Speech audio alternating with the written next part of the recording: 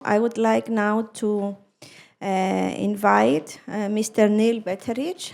The majority of us, we know Neil, to opening with his keynote speech.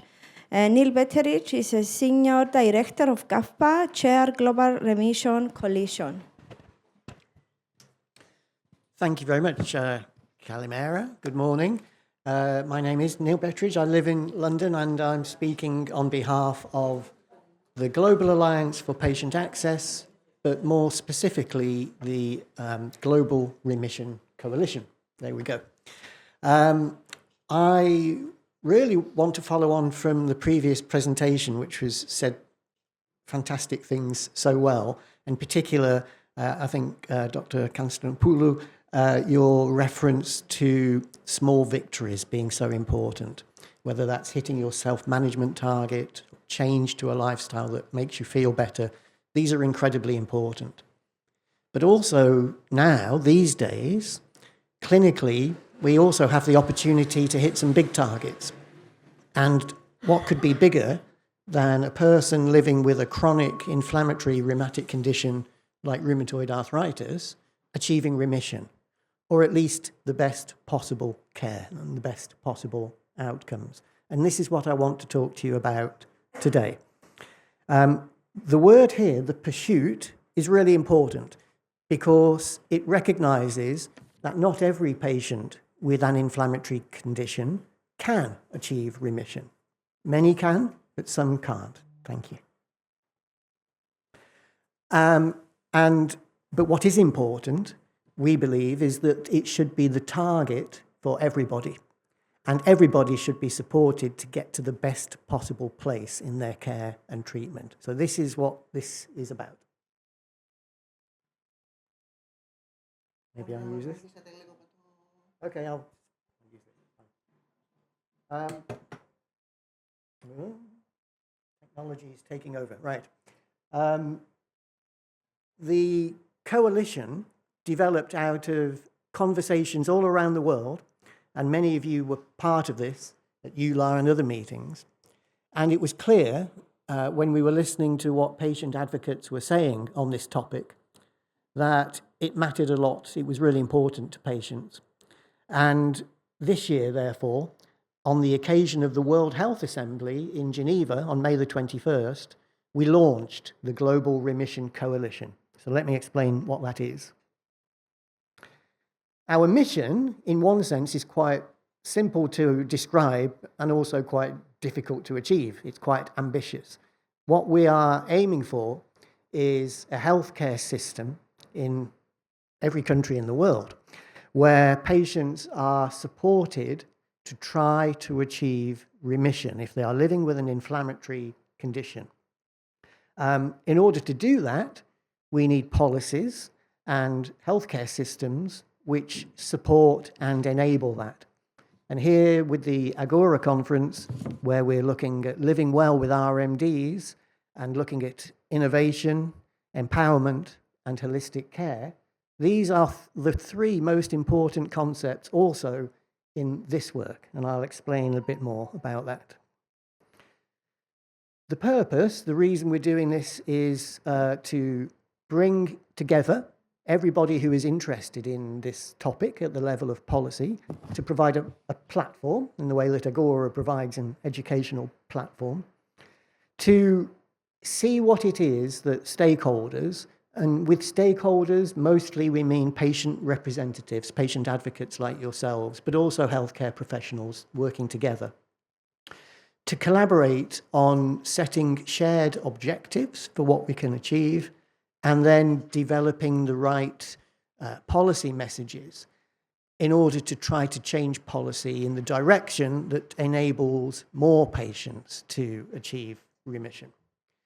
And of course, to make change happen, you need effective advocacy. My favorite definition of advocacy is that it's the pursuit of change in support of a cause.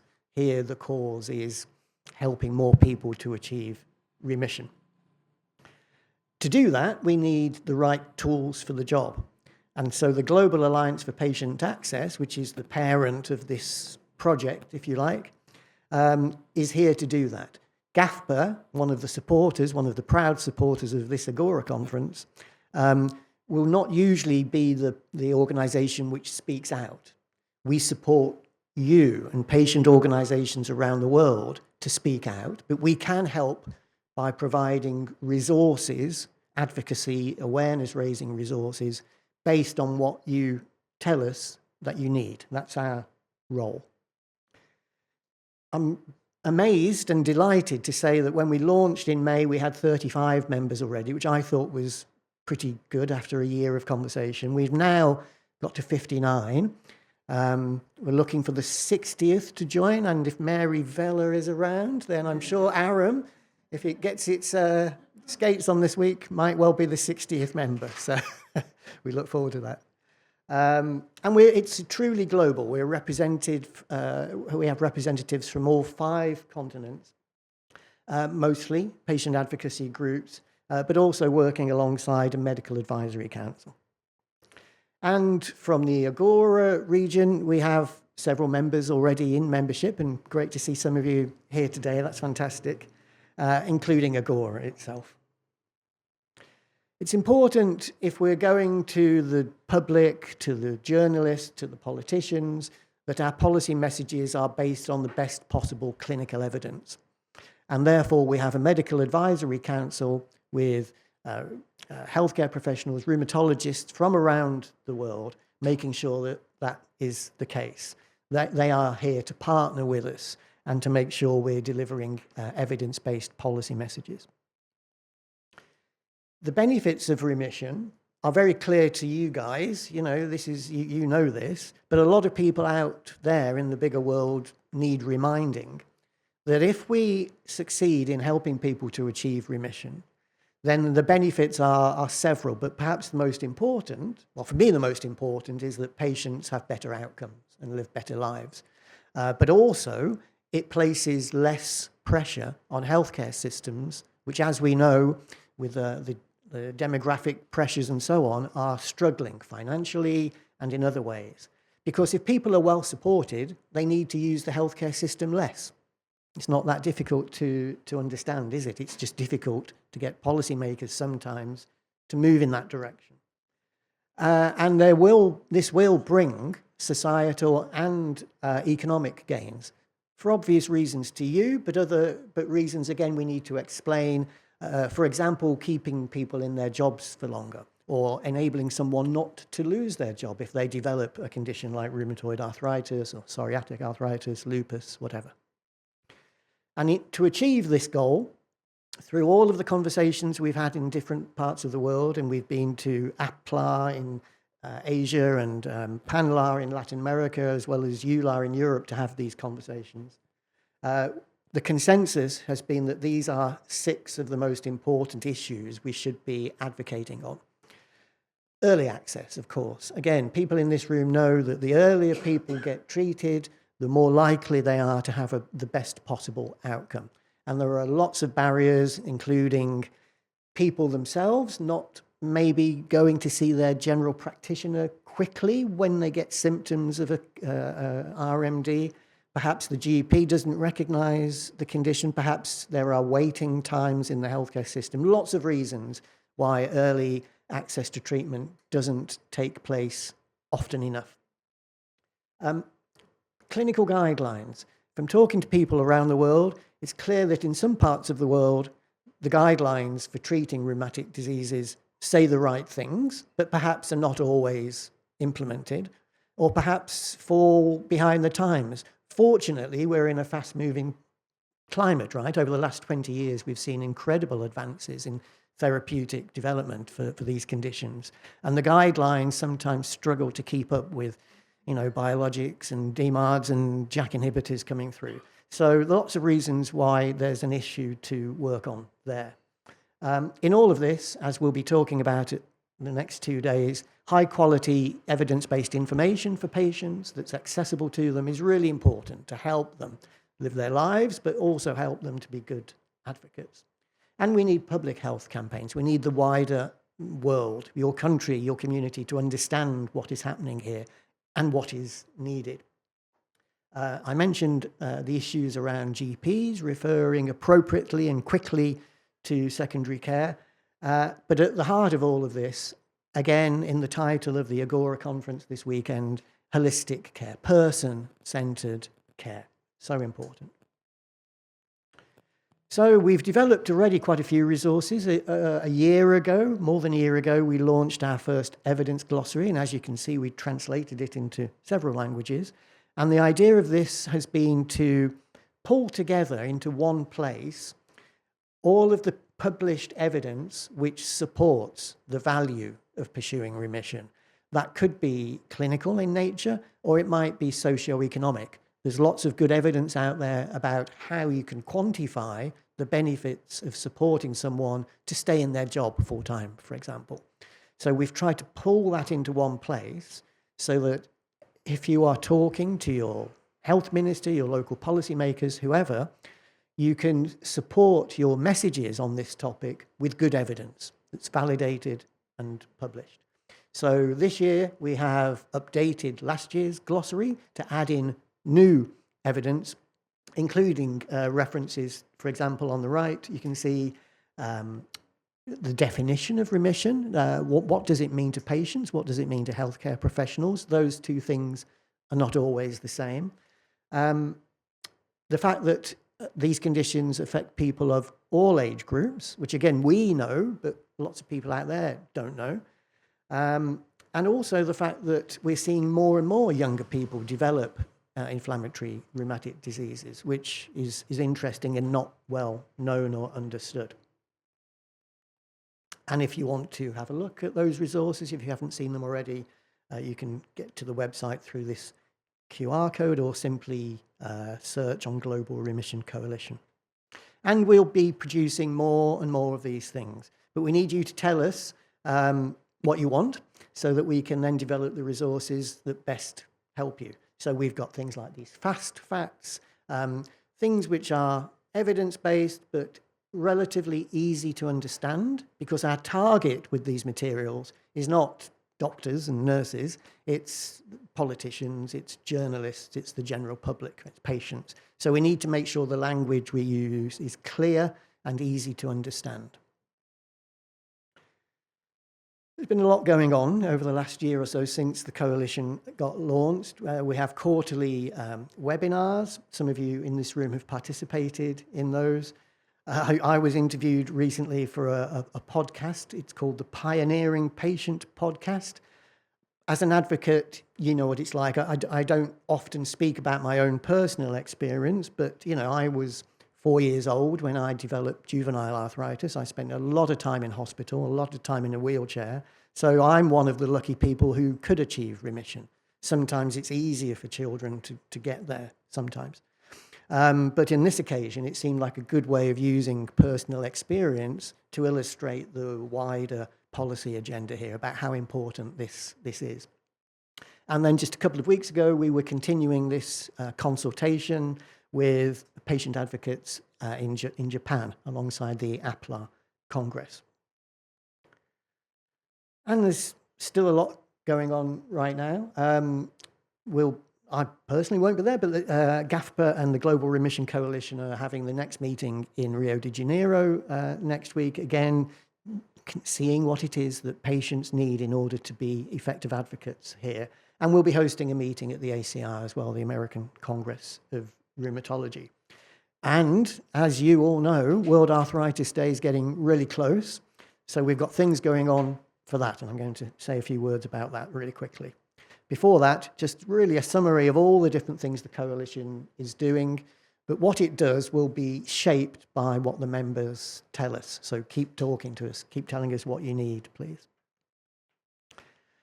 Right, so we're going to be having a webinar illustrating what some of our members are doing for World Arthritis Day. That will be published on the Sunday, the 12th of October.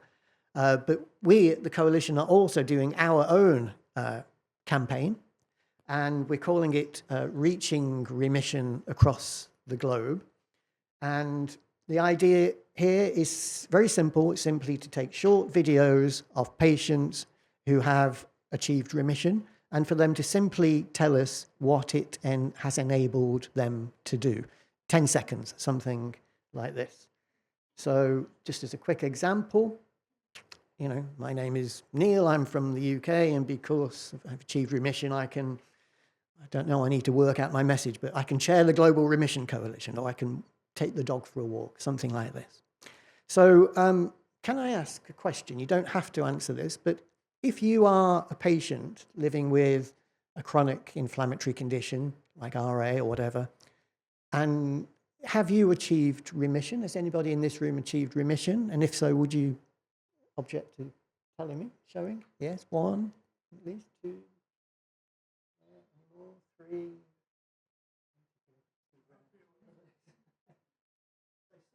Okay. Well, firstly, great, and long may it continue. Great, and long may it continue. And for those of you who would be willing, no pressure, no obligation, to say a few words to my smartphone at lunchtime or sometime, simply, my name is, because I've achieved remission, I can go for a walk or something, then that would be fantastic. So no pressure, but I'll be looking for you later, okay? Right, I'll be finishing shortly. So in one slide, how can Agora members and others engage with the Global Remission Coalition? Join, so that's a good start, but you can talk to us even if you're not a member. You can join in the campaign, and I've just described how we can do that today. But also, we recognize that although this is a global movement, most of the important decisions about healthcare get taken at the national level, right? And therefore, we want to really work with organizations to see what we can do in Romania, Serbia, Cyprus, Greece, etc. Can we somehow partner here? Can we support you in what you're doing on this agenda? If so, tell us how, tell us what that looks like. We're open to ideas, but we recognize that supporting national activity is probably going to be the most effective thing we can do, and we want to do that. That's our priority. Thanks to our sponsors, AbbVie and Merck, and hopefully, I think, more to follow soon. And yeah, you can connect with us through this. You can talk to me for the next 2 days. We can continue the conversation. It really is all about what you want to do. So going back to the title of this weekend's conference, empowerment, so innovation, empowerment and holistic care. Advances in therapies means that patients have or should have the right to the safest and most effective approved therapies, innovative therapies, but we know it doesn't always happen. That's one reason this coalition exists. In terms of empowerment, we know that a patient who is supported to do well is more adherent and likely to get better outcomes and live a happier, healthier, more productive life. But to do that, we need holistic care. We need patient-centered care. So the three key themes of this conference are absolutely one and the same as the reason the coalition exists. So there we go. We're only 6 months old, but I think we're getting somewhere. And thank you so much again for the opportunity to share that with you. And if anybody wants to ask any questions, if you have time, I'm happy to do that. Otherwise, I'll finish there anyway. Thank you very much. Thank you. Oh.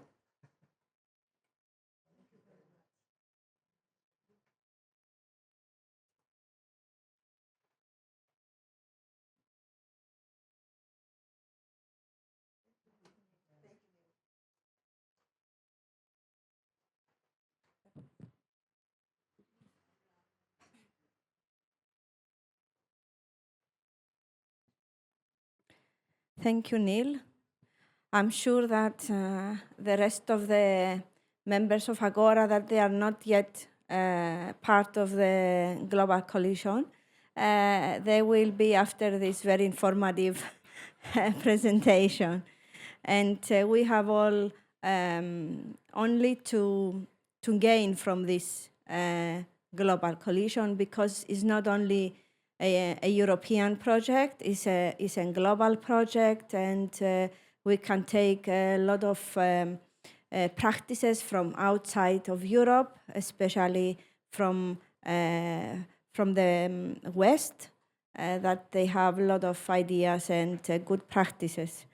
I just wanted to inform you that our next part is gonna be up to 12, and we have coffee outside on the corner, and you can take from there coffee whenever you want, but you have to be back. Don't stay there in the corner, okay?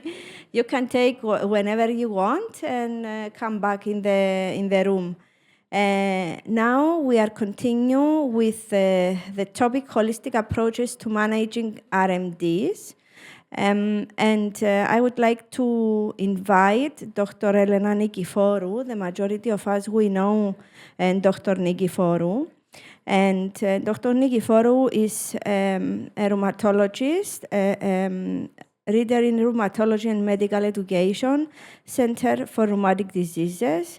She is in the School of Immunology and Microbial Science, King's College, London, and consult rheumatologists again in the King's College Hospital, and also a very good friend and collaborate. Yeah. Andrew, thank you so much. Good morning, everyone. Kalimera. Thank you to Katie, Andre, the whole of the Agora team, to you all for inviting me to be here with you today. I'm really, really happy. So this is a topic I've been asked to address, beyond medication, the role of nutrition, physiotherapy, and complementary therapies. And then we've got a workshop that follows after this. So my aim is, this is an incredibly big topic. Each one of these separate domains deserve an hour on their own, at least. But what I'll do in the next 15 minutes is just really give you a bit of an overview, first of all. A bit on this side. A bit of an overview, and then we can go into more detail as we go along during the workshop. Can you all hear me at the back? Thank you. Do you want me to stay still here? Or can I move? Or do you lose my voice when I move? Yeah. Okay, so let's begin. So why should we look beyond medications? Medications are essential, but they are not the only tool. And there's a lot of evidence about that. We know that many patients, and many of you, after speaking to you last night, actually, Mahi is a great example, I'm sure many of you, Ingrid as well, they benefit from lifestyle approaches alongside treatment. And there's an accumulation of evidence, especially in the last 5 to 10 years, on the use of self-management interventions in rheumatic diseases. And this is really what led to recommendations on the subject. So here we've got in 2021, we wrote the recommendations, the EULA recommendations for the implementation of self-management in patients with inflammatory arthritis. This is the evidence supporting this set of recommendations. At the same year, we had the lifestyle recommendations that came out. Some of you may have been involved in that. And again, lots and lots of evidence that backs these recommendations. So there is evidence that self-management works. So let's start to go now into the different topics that I've been asked to address. A little bit of an overview on the role of nutrition. Who thinks that nutrition is important in the context of rheumatic diseases? Can I see a show of hands? Are you all believers? Okay, can I see a show of hands for those who do not believe, they're not convinced by the role of nutrition in controlling rheumatic diseases? Is there anyone who is less of a believer or needs to see more? Okay. So the simplest question is, how can nutrition influence the way our rheumatic disease is? So first of all, it can help us to reduce, is that the pointer? Yeah, to reduce inflammation through the intake of more anti-inflammatory foods and less pro-inflammatory foods. It can help us to optimize our weight, so the body mass index, by balancing the intake versus of energy and food versus what the body needs. And it can also importantly help us to reduce the risk of comorbidities, which are coexisting conditions that come along with our rheumatic disease. You will hear more about this from Minnie tomorrow. And it's really important to think about comorbidities because it's a very big problem, as you probably know, in rheumatic diseases. If you think about hypertension, diabetes, osteoporosis, these are all directly relevant to nutrition. And there's different types of diets that are used around the world. You can see a selection here. And they all come with the good, some of them more with the bad. And we can again talk about this in more detail as we go through our workshop. What I will say, though, is that the Western diet has been characterized by some as the worst enemy of most inflammatory autoimmune conditions. And this is because it is packed with all the wrong things. So too much salt, too much sugar, too many refined carbohydrates, the wrong types of fats or fatty acids, as we refer to. And this is what makes this diet particularly inflammatory. And this possibly explains the variation we see, the geographical variation we also see when it comes to rheumatic diseases across the globe. I've chosen a few parts or components of the Western diet just to show you the impact. So if you think about salt, we know there's evidence also, in vitro evidence, that shows that salt directly increases inflammatory responses in the blood. It stimulates the secretion of pro-inflammatory macrophages. These are cells that promote inflammation. It stimulates T helper cell 17 cell potency, and it increases the IL-17 levels, which some of you will know they're very relevant when it comes to specific rheumatic diseases like spondyloarthritis, for example. And it reduces T regulatory cell function. So it's a pro-inflammatory sort of component of the Western diet in particular.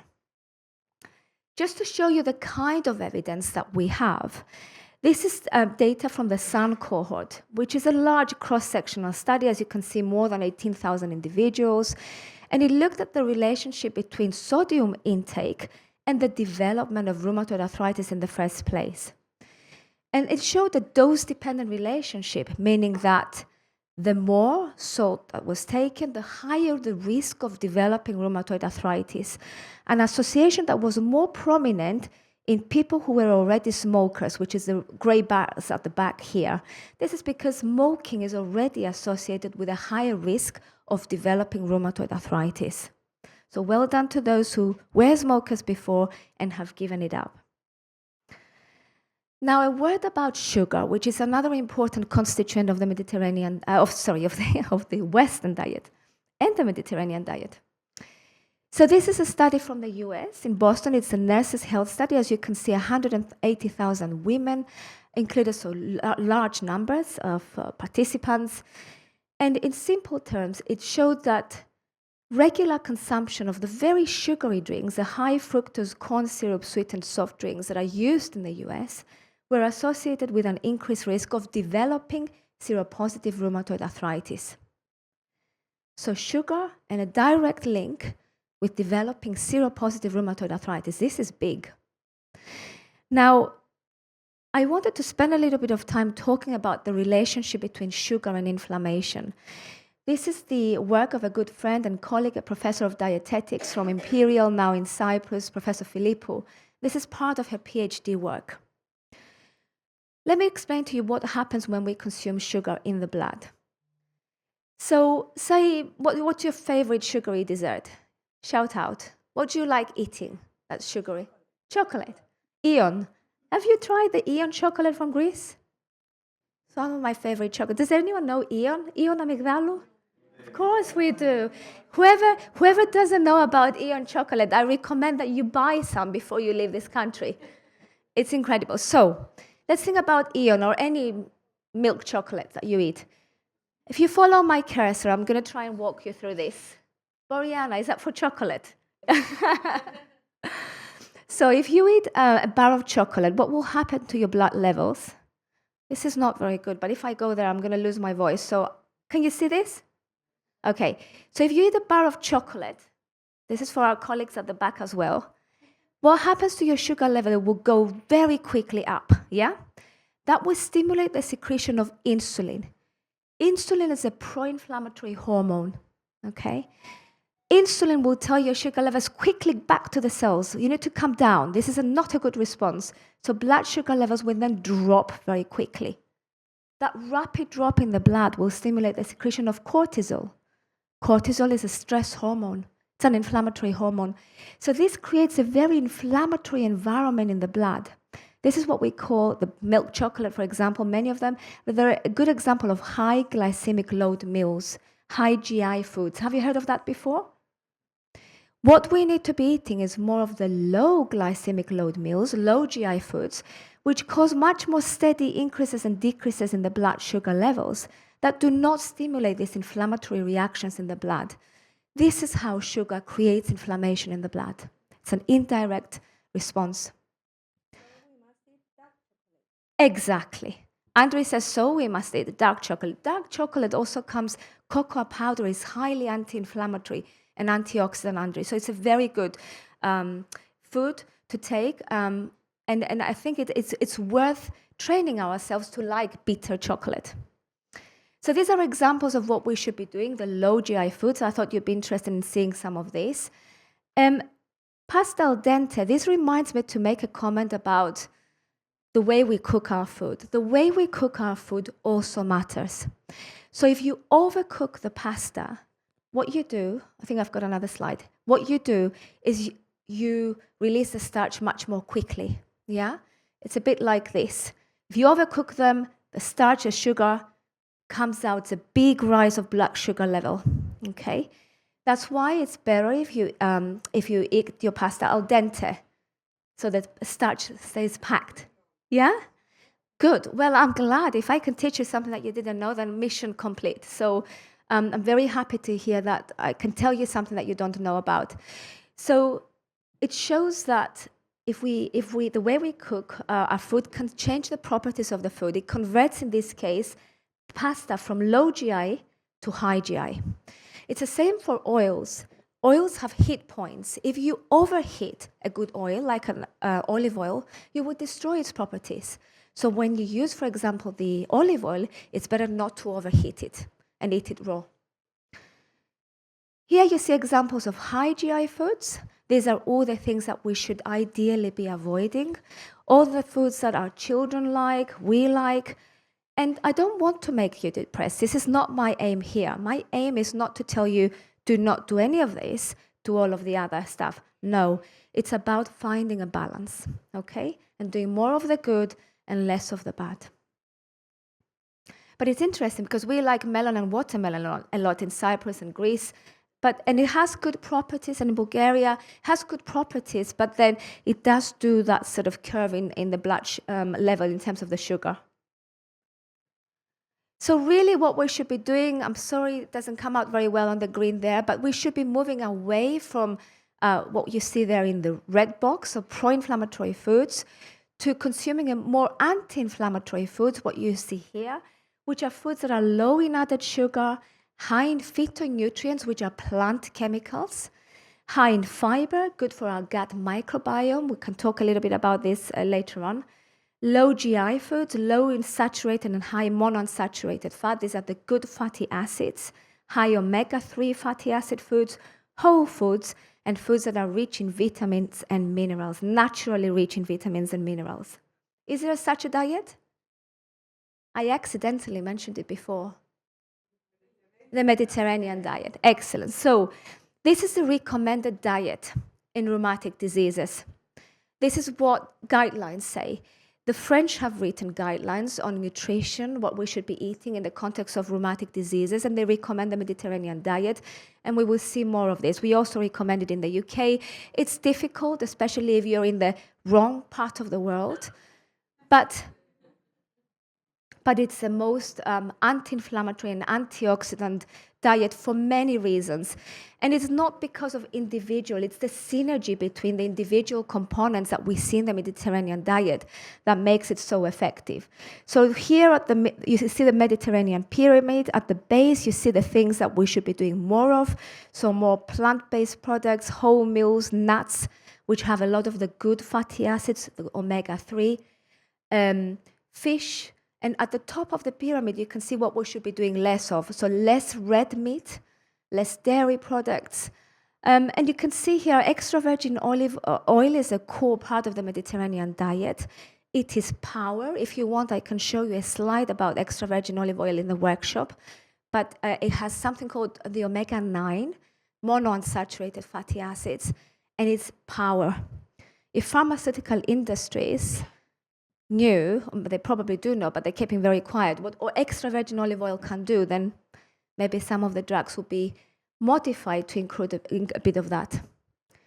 You can see even a glass of red wine comes into the Mediterranean diet. And this is because on the skin of red grapes, I talked about phytonutrients before, there's a chemical, plant chemical called resveratrol. In Greece, at least in Greece, I think in other parts of the world, you will see this as a skin product as well, resveratrol-based creams. And this is highly anti-inflammatory and antioxidant. And this is what gives red wine its incredibly powerful antioxidant properties. Now, moving a little bit into exercise, physical activity, which was the second domain to cover, there is evidence that if you combine the Mediterranean diet, which is what MD stands for, with an exercise regime, in this study on rheumatoid arthritis patients, the DEP, so regular exercise 3 to 5 times a week, it shows that there are synergistic effects. So good nutrition and a regular exercise regime leads to better global overall function, better physical function, but also mental health function. So this is really, really powerful. It's not just about the Mediterranean diet itself, it's about the Mediterranean lifestyle overall. Now, physical activity is important. It can change throughout the course of the disease based on the individual's needs. NICE in the UK recommends it as a core part of self-management. And this is what we call our what we tell our healthcare professionals. Make sure that you clearly communicate and advocate for the benefits of regular physical activity. Highlight the most important types of physical activity. I'll tell you about this in a moment. And dismiss this myth that we should not be exercising if we have a joint problem. It's wrong. Physical exercise is really important, and it can lead to a lot of anti-inflammatory and other properties and other beneficial properties. So signpost patients to patient organizations and other community programs, it's something we try to actively do in the UK, at least where I'm based, at King's College Hospital, because we know it is very, very important in controlling flares and disease overall. So these are 3 different types of physical activities, exercise programs that have got evidence behind them to support their use. Resistance training, so free weights, using weight machines, regular incorporation of this in our weekly routine is highly beneficial. There's studies that show this benefit. Cyclic loading, for example, walking, cycling, or swimming. I think swimming is one of the best forms of exercise because we constantly exercise against the pressure of the water, so the joints are not overburdened. And again, the recommendation from the studies out there are that there are 30 to 60 minutes per session, 3 to 5 times per week, if possible, increasing the duration and intensity over time. And then you've got mobility exercises that help a lot with stretching the tendons, the tissues. So Tai Chi, yoga, and Pilates, they're particularly effective, and they're generally very safe. I remember when I was a senior registrar in Cambridge in the UK, we used to prescribe Tai Chi to every patient with rheumatoid arthritis. We used to send them down the local gym, and they had membership to access it. So if you can do this, then that would be great. And it doesn't necessarily mean you have to go to a gym or find a class. This can also be very costly. In London, for example, where I live, but you can find a YouTube video. You can see if you can do it. There's some really good YouTube videos, and you can do it at home in the morning and at the end of the day. So there's a big role to be played by physiotherapy. Physiotherapy is where you have a little bit more targeted support, so you work with a physiotherapist to tailor the exercise program to your own needs. And it does work for pain, stiffness management, mobility function, all these things that you can see here, but also in teaching you safe ways to move. That's why I'm very keen that we refer our patients to physiotherapy, at least for an initial appointment, so that you get that tailored approach. Now, coming towards the end, the other big domain was complementary therapies. And what I've tried to do in one slide is to gather all the evidence and show you what sort of evidence we have for different types of complementary therapies. I have left physiotherapy right at the top. It's not really complementary therapy, it's a bit different, but just to show you that out of everything else that you see on this table, physiotherapy has the strongest evidence. Now, mind body, we were talking about this with some of you last night. So mindfulness-based exercise, stress reduction comes with moderate evidence. There's no alteration based on the studies that we've got on inflammatory levels in the blood, but it does reduce pain, fatigue, depression, it improves sleep. Then of similar type of evidence, we've got Tai Chi and yoga, which I talked about earlier. The quality of the studies is variable, so it's really important when we interpret these studies to be aware of the methodological limitations. Acupuncture, low to moderate, some evidence for pain and stiffness there, but the results from studies are very mixed, which is why this kind of therapies haven't quite made it into recommendations. Herbal supplements like curcumin, I can show you some of the evidence during the workshop. Low to moderate, there's mixed, conflicting evidence from studies. But my approach for patients is, I have an older lady comes to mind now who comes to clinic and she tells me, "Doctor, I am convinced. I have a turmeric tea every morning, high-powered turmeric powder in hot water. I drink it. My stiffness has reduced by at least half." And my response to her is, great. If it helps you, use it. It's this kind of anecdotal evidence that we should also keep in mind when we are communicating with individual patients.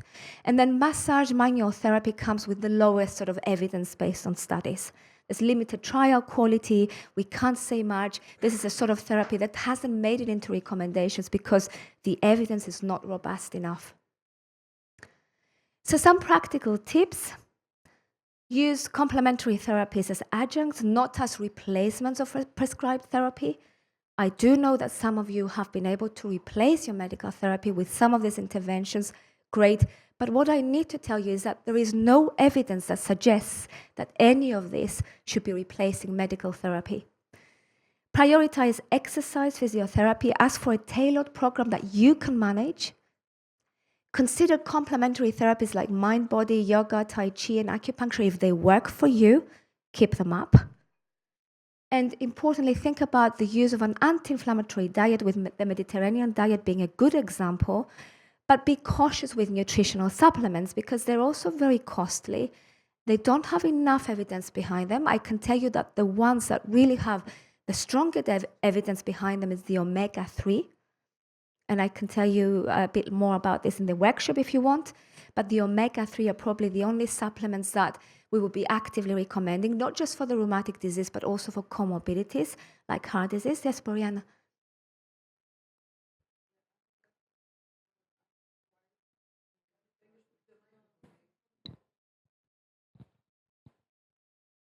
For interrupting you, Elena, but I would like to ask about curcumin, why you say that we should be careful with it. Curcumin? Curcumin. Yes. Yes. Turmeric. Because a lot of our patients from our organizations, they use curcumin. Yeah. And my father also uses it. And yeah, that's why. Thank you so much. And please do feel free to interrupt. Let me show you a slide on curcumin. Is it okay if I jump to a slide that was going to be in the workshop? Let me just show you. I thought this might come up. So if I go, bear with me for a moment and I will explain it. So curcumin, which is the active ingredient of turmeric, as I said, comes with some evidence that's positive, but there's also controversial evidence. The studies that have been done, a lot of the problems with studies, and I will lead on to curcumin through this set of slides if that's okay. For example, there's evidence on ginger. And this is a randomized trial, double-blind, placebo-controlled, 70 patients with RA, ginger powder versus placebo, beneficial effects. But if you look at the study in detail, small sample, short duration, a lot of what we call unmeasured confounders, so factors that haven't been accounted for.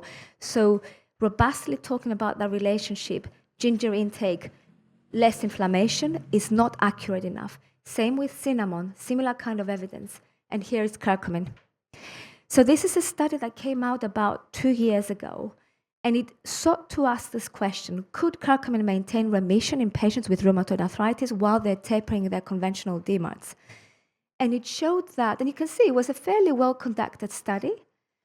And what this study concluded is that it actually didn't impact flare-free survival in patients, even when it reached therapeutic good levels in the blood. So you see there's controversial evidence. There's some studies that have shown, no, doesn't really do much. There's others that have shown, oh yes, it does help.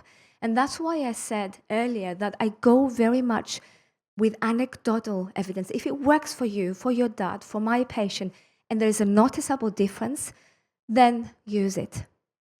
It's just the evidence not strong enough to make it into recommendation kind of evidence. Does that answer your question, Boriana? So if we just go back, and I will conclude in a moment, and then we can go into some more of this. As you can see, I'm revealing what I could be talking about. So take-home messages are: the foundation of treatment remains the drug therapy, whether good or bad, that is the foundation, and we know it works. But good nutrition, physical exercise, and complementary therapies are supportive and should be used alongside medical therapy. Lifestyle choices can empower you in your disease management. Please consider making important lifestyle changes that can help you, whether it's cutting back on smoking, on alcohol, or eating better. Focus on balance and not perfection. So it's about a balanced diet, for example, not doing only the good things.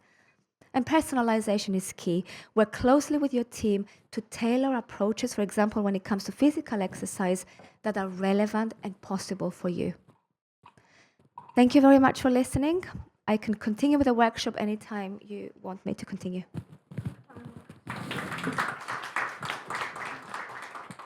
Just go straight into it. Are there any questions or any thoughts? Yes, Ingrid. I wanted to ask also, is there what about vitamin D? Yes.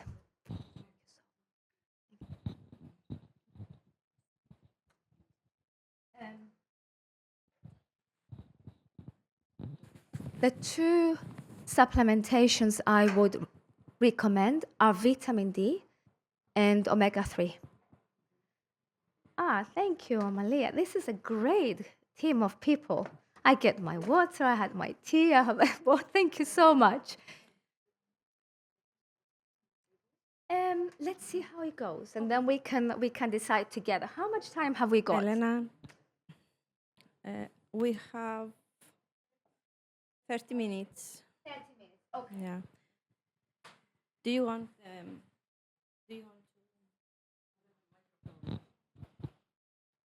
Okay. Oh, that's a good idea. That's better, isn't it? So they are the two ingredients that come with the best evidence in the UK, but also I suspect possibly in hot countries as well, where there's some, that we're still vitamin D deficient because we cover our skins with high factor sun protection. And that stops the conversion, the activation of vitamin D in the skin. So actually there's a lot more vitamin D deficiency than what we think. And these are the two that have the biggest evidence behind them. The advice is, if there's low vitamin D, then replace it. Our ranges, Neil, I don't know if you know about the ranges in the UK, mini. They say if you're above 50, that's good enough. GPs remain happy with that. But actually for optimal muscle, bone, and joint health, we need a level of at least 80. Vitamin D is very important, 80 nanomoles per liter. So vitamin D is very important for immunity, as well as musculoskeletal health, prevention of osteopenia, osteoporosis. And omega-3 is the other. So these are the two supplements, in a way, that have made it into recommendations because they have the evidence behind of them.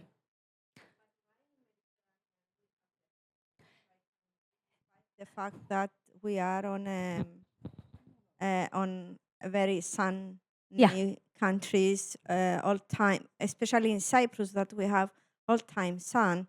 We never have clouds. So Why is it still low? yeah. It's for the reason I mentioned earlier, Andrew, that we cover ourselves a lot. We protect ourselves from the sun using Okay. SPF 50, for example, because it is important to protect our skin from the sun for obvious reasons. And that reduces the activation, the active production of vitamin D in the body. So even in these countries, sunny countries, you have to look for vitamin D deficiency, especially in our group of patients. Yes. Hi, I'm Ivanka from Bulgaria. I have a question regarding high blood sugar levels and sweeteners like xylitol, erythritol. What does the science say about them? What I can tell you, thank you, Ivanka, that's a very good question. The problem with sweeteners is that they've got other ingredients that are not healthy for the human body.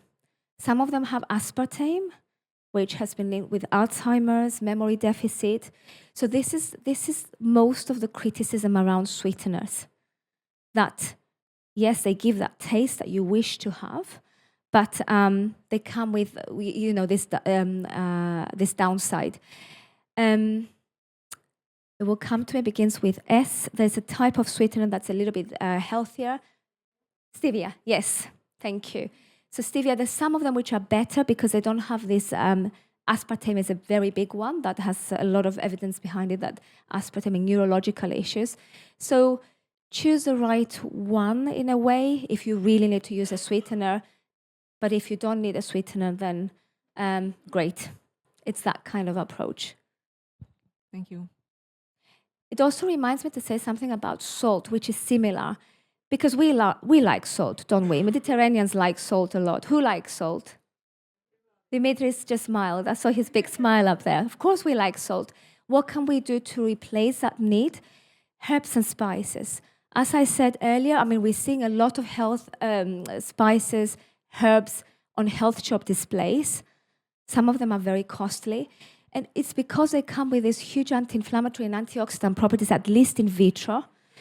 So you can replace salt with those because they add taste to the food, they enhance the color of the food. So it's an alternative. Some people, coming back to Ivanka's question, will use honey to sweeten things, but it's not quite the same. The sugar level, exactly, especially in hot water. So The release goes so rather than on top of yogurt, for example, which is cold. So you do that curve.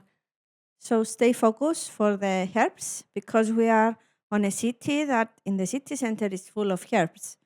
So Absolutely. concentrate there so you know what you will buy later on. Yes.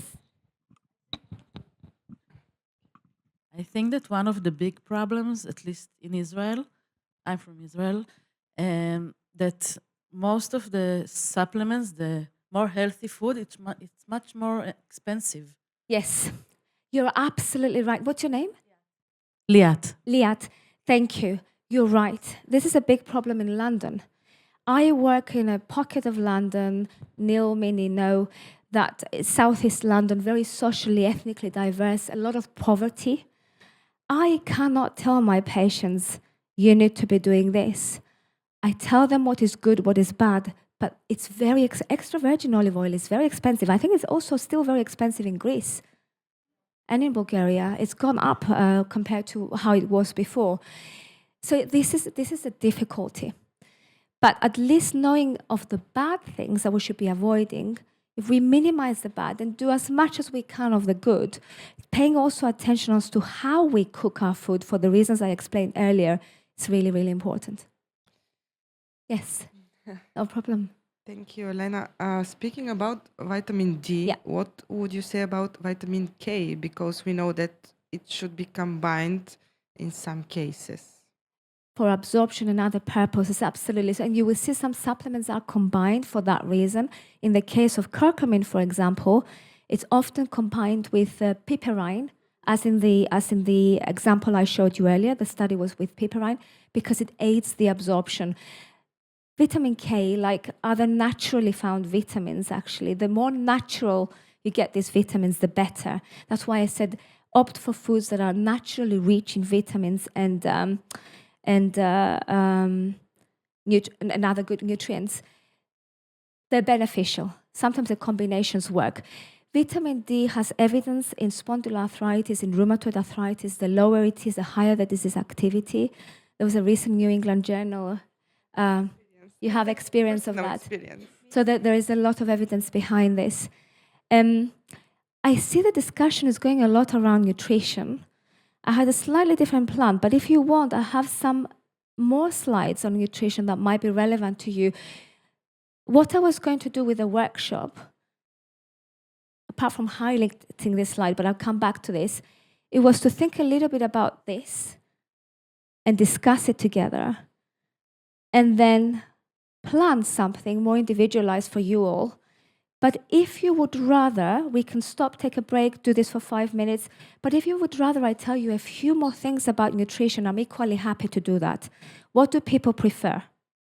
You're the boss here. Tell me. It's interesting to talk about nutrition because you know that it's not common rheumatologists to talk about this. So Okay. I'm sure that people have a lot of questions more, but Do you want me to tell you? this is my opinion. Shall I just show you a few slides and then we can leave this for the end? Okay. Yeah. Which is something you can also, I would encourage you to think about this, even in your own space, in your own time, and come up with a plan that works for you. Okay, so I'm just going to go a slide back and mention that these 4 modifiable attributes are really important. I came up with this last night. I put it in the slides in the morning, actually, because I thought from discussions that we've had, this is what came up. There's 4 attributes: normalization, accepting the illness as part of life. Coming to that realization is really important, and adjusting, adapting to illness, making it part of life, not one's identity is really, really important. A normalization process. Empowerment, so accepting control, positivity, a holistic identity. This is very, very important. Self-managing, so gaining that independence, focusing on a healthier you, a healthier body, a healthier mental state. And finding meaning, the contextual domain is really, really important as well. Self-concept beyond illness, social attitudes, engagement, socially getting your life back in a way. Just wanted to just plant those. I won't elaborate, but these are all very, very important. And self-management has a core role in all of this. So let me go into a few other slides that you might find useful. Maybe I'll talk a little bit about this because I heard one of you yesterday talk about David Eisenberg. And Eisenberg and Yehuda Schoenfeld from Israel, Riyadh, you know him? In 1989, they described this mosaic of autoimmunity. And this refers to the complex interaction between our immune system, our genes, and our hormones, together with the environment in driving autoimmune disease. And diet is essentially an external environmental factor. This is the basis of most autoimmune diseases. We have a bit of a genetic predisposition. We need to look after our immune system. Vitamin D, there's a role there for vitamin D, omega-3. Our hormones play a role. We see a lot of women as they enter menopause coming in with musculoskeletal problems. And, this combines, it perpetuates this problem of autoimmunity. And as we know, a central concept in rheumatic diseases is inflammation in most rheumatic diseases. And this, again, we talked already, already about diet and inflammation and where the link is. So just keep this in mind. The mosaic of autoimmunity is very relevant to rheumatic diseases. I won't go into the details of scientific evidence, but this is studies that have shown that the more anti-inflammatory a diet is, the better generally the outcome. We know now that there is a link between nutrition and inflammation. It plays a role not just on flares of disease, but also in the onset of disease in the first place. So if we have children and we have a rheumatic disease, our children it's important to think of the factor that we can modify. The diet, for example, the lifestyle. If there's a bit of a genetic predisposition and we have a rheumatic disease and we're thinking, oh, what about our children? Then there's that one thing that we can act on early on to prevent even the onset of disease in the first place. So this is what I talked already about, diet stimulating disease. This is a study you can see from the Swedish mammography cohort, just to show you a little bit of evidence again, since we've come this far. 32,000 women, so large patient numbers. And this study looked at the, should I move this? Thank you, Emily. So this study looked at the intake of omega-3. Okay, this is where some of the evidence comes from. And the onset, thank you, Amalia, and the onset of rheumatoid arthritis, and it showed that, almost like a dose-dependent relationship. So the risk decreased with higher intake of omega-3. This is where the evidence comes from.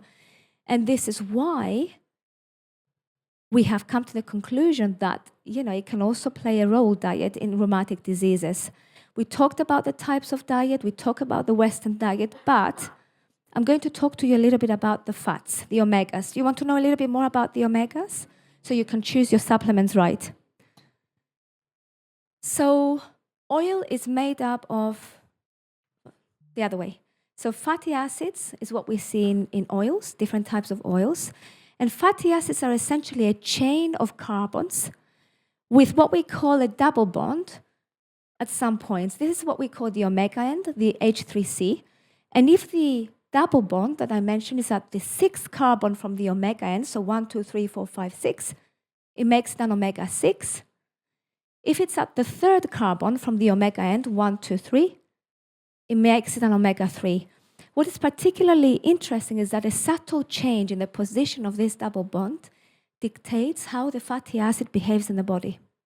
Omega-3 are anti-inflammatory, omega-6 are pro-inflammatory.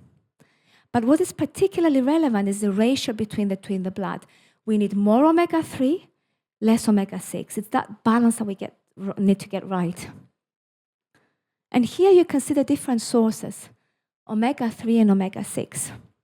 I can see a lot of you taking pictures. If you do, please keep them for your own personal use. So these are the plant-based sources of omega-3, alpha-linolenic acid. It comes from this kind of oils. Olive oil is particularly rich in omega-9. I mentioned this earlier. So the monounsaturated fatty acids, a very unique property of olive oil. And EPA and DHA, look at your supplements that you will consider buying, are the long chain forms of omega-3. So these ones at the top here, alpha-linolenic acid and linolenic acid, which is the animal-based source of omega-6, are short chains of fatty acids. At the bottom here, so EPA and DHA, which comes largely from fish sources, and the animal-based sources of the long chain of fatty acids, arachidonic acid. They are long chains. Now, what is interesting, and this is of relevance to what we eat, in order to get from the short chain version to the long chain version of fatty acids, to get to this is the most anti-inflammatory corner, if you can imagine it here. The enzyme that converts does it for both omega-3 and omega-6. So there's a competition there. I don't know if I've got that slide on. Yeah, maybe this is easier. So from short chain, we need to go to long chain to get to this anti-inflammatory action.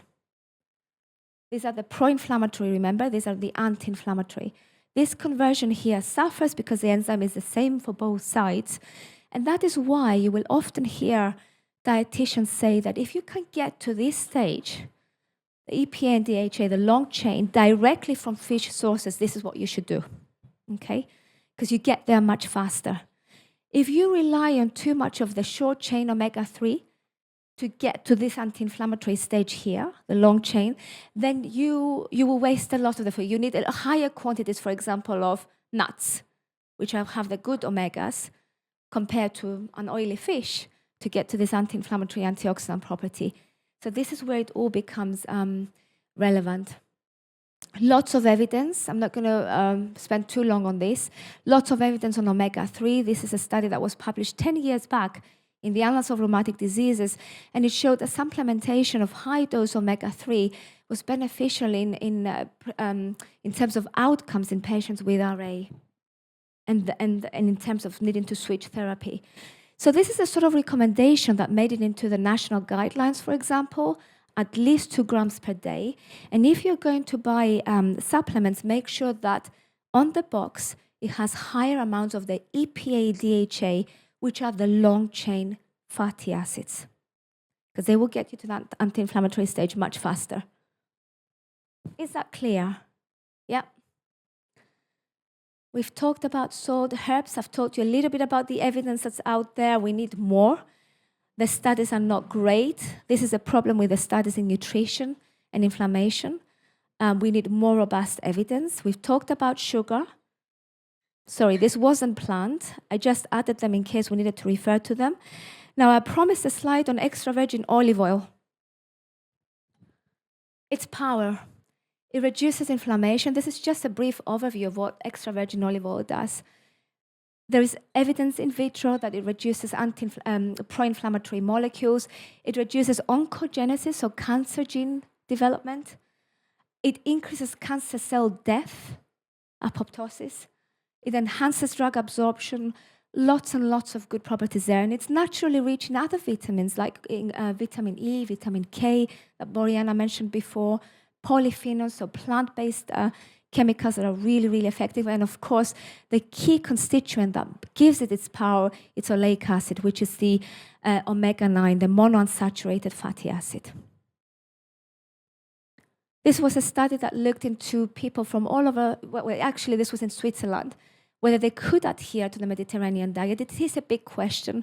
Can people do it if they don't live in the Mediterranean?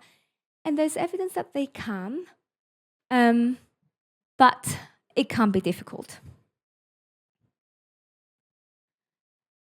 Maybe the other thing that you might be interested to hear is about this. So green tea has something called EGCG, epicaloprotectin. It's a long name, I won't attempt it. But there's some evidence that it may reduce inflammation. You may have heard about this. But it's not strong enough, the evidence. We need more. Coffee, mixed findings. There's some evidence that it can increase the risk of developing RA. There's some evidence that actually prevents Alzheimer's. The evidence is not strong enough. We need good studies to reach robust conclusions. Alcohol, we talked about red wine. Remember on the skin of red grapes, resveratrol. This is what gives red wine its anti-inflammatory, antioxidant properties. And alcohol generally, also in research that we've done, in spondyloarthritis and in rheumatoid arthritis, has been shown to be linked with more flares of disease. So caution there. Do you want me to continue? Do you want to hear a little bit about elimination diets, vegan diets, ketogenic? Yes? Is that from everybody? Yeah, okay. So it's ending up being a more of a lecture rather than a workshop. Please feel free to share any thoughts and put your hands up, yeah? So vegan diets, it's the type of diet that has total elimination of animal products. There is evidence behind it. Plant-based diets, generally, we're seeing more and more evidence also from Dutch groups. But if you look at the studies that we have so far, many of them were followed by a period, were actually followed or preceded by a period of fasting. So it's very difficult to know in some of these studies whether it was the fasting intervention itself or the plant-based diet that made the difference. But there's evidence for both that they can control disease flares. Ketogenic diets are diets that restrict the carbohydrate intake to only about 5 to 10% from about 45 to 50% that we should be taking. And they have been shown to shift the metabolism towards ketone body formation, so beta-hydroxybutyrate, reduce insulin. Remember what I said about insulin, pro-inflammatory, increased glucagon, and the reduction in weight. It's very effective for weight loss. And all of these processes that it stimulates here result in more anti-inflammatory reactions in the body and reduction of pro-inflammatory molecules. And this is why ketogenic diets are gaining attention. However, there is a problem. They replace a lot of the good fats with the bad fats, so animal-based fats, more elimination of plant-based products, and that comes with other risks, especially on comorbidities like cardiovascular disease. Elena, Yeah. can I ask you? Yes, please. Because the majority of patients with RMDs are taking biological treatments, Yes. can you also combine us if it's safe to be a vegan and, for example, to be a vegan and take biological treatments, or to do ketogenic diet and take biological treatments? It's a very Because good question. we have some informations but are not clear. It's a very good question. What I would say for both of these diets, ketogenic and vegan, is they come with a disadvantage. In vegan, you can have a lot of vitamin deficiencies, B12, folate, and you need to make sure that you're tested for this so you're not deficient, and they can be easy to replace, so it's about replacing those nutritional deficiencies. With ketogenic, it's a problem that I described.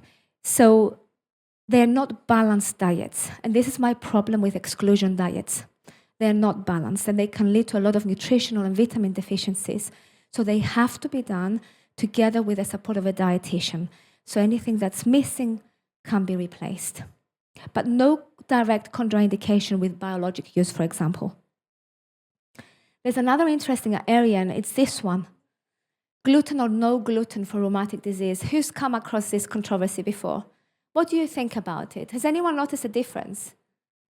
I was on gluten-free diet for 3 years, and also lactose-free without eggs, and I was perfect. Really? Did you hear that? Has anyone experienced that before? But I have autoantibodies. For and, celiac? No, I don't have celiac. It's not diagnosed, but I have in my blood these autoantibodies, and also intolerance. First I was diagnosed with intolerance, then I did the other test, and I have the 2 autoantibodies that are connected with celiac, but I don't have celiac. But I was really, really better when I didn't use gluten. I can feel it. I mean, that's great. And that is a sort of example where I would say it's worked for you, then it probably means that's that's a beneficial intervention. Has anyone had any different or similar experience? No? We've looked at the evidence of, this is a big debate, gluten or no gluten, and we've published on this not a few years back. But what I can tell you from a science basis, science evidence, the evidence to exclude it if you are not known to be sensitive, gluten-sensitive enteropathy or celiac, is low. So do not exclude it unless you need to exclude it because you've got celiac or gluten-sensitive enteropathy. And it's also the other problem with gluten-free foods is that they come with additional health risks. This is what you may have heard as the ultra-processed foods, where we really process the foods to extract parts of the food, and that comes with a lot of adverse effects as well, a lot of negative health effects. There's been some evidence linking ultra-processed foods with cancer even. Still, the evidence is controversial, but we have to be careful. And also, it's an unnecessary financial disadvantages. You know, if you go to a Greek island, how many do you think you'll find easily gluten-free food? No. So it's difficult, it puts pressure, it creates stress. And stress, remember, is a very big problem for people living with rheumatic diseases and generally people living with any autoimmune, autoinflammatory disease. And it's very expensive. And it's very expensive, very, very expensive to find. No taste. And no taste. I would like to ask about Yes. this topic also. I have done myself the sourdough. I have kind of Fantastic. with the gluten, it reduces it's much easier for my stomach to have it when I want to have it. So is there evidence that it helps to your body to digest the gluten? If you, how you prepare the bread, because Yes. also in the Mediterranean, a lot of use the Sourdough. traditional bread making, which you do it like sourdough. Ingrid, that is has something to do with the gut microbiome. Let me jump to that. Oh, just before that, if you have to use gluten-free foods, the recommendation is generally that you go for naturally gluten-free foods for the reason I mentioned, not the ultra-processed ones. And these are examples of naturally gluten-free foods on that side and manufactured ones on this side. So less of this, more of that, please, if you have to exclude it. Weight loss, let me talk about the microbiome. So think about the gut microbiome as a mini factory in your body, okay?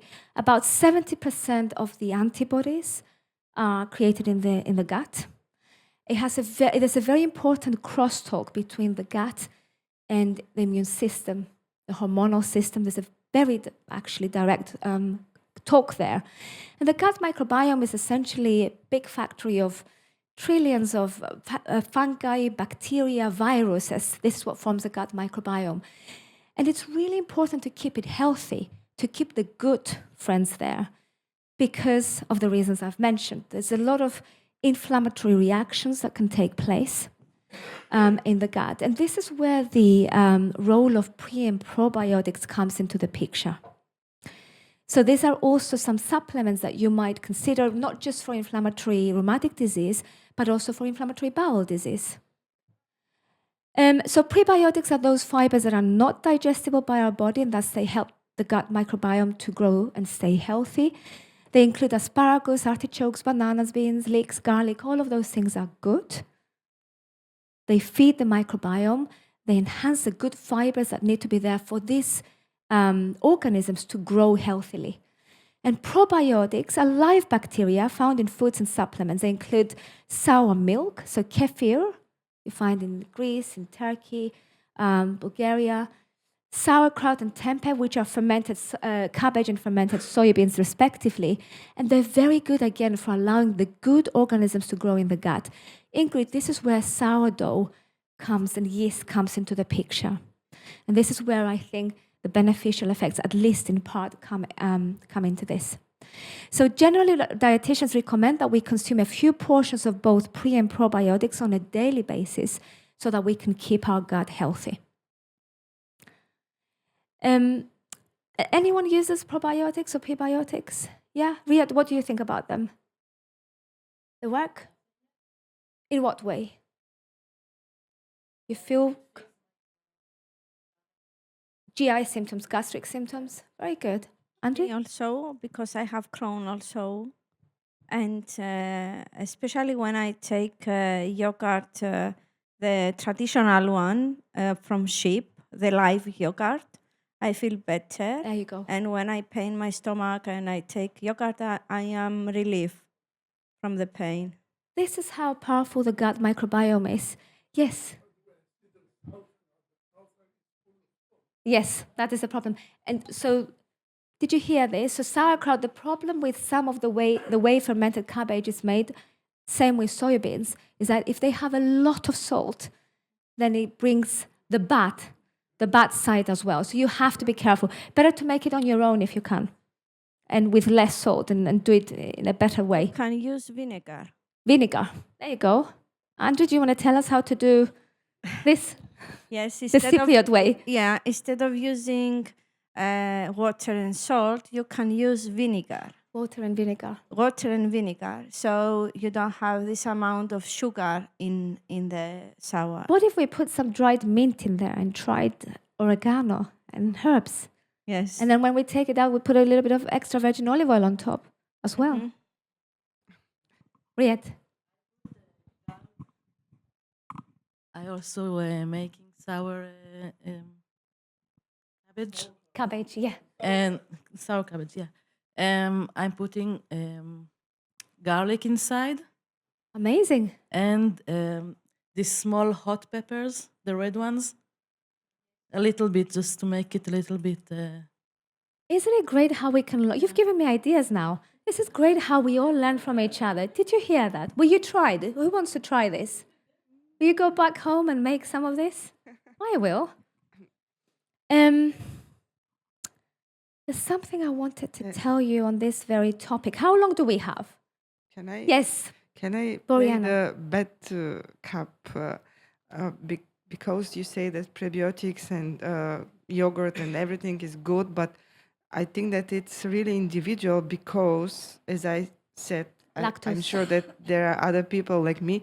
I had lactose intolerance, and when I have homemade yogurt, I have awful problems. And also with cabbage and fermented foods, I have a great problem. So sometimes it's very individual. In the general case, it's okay, but I think that we have to look at ourselves, our symptoms, and then decide.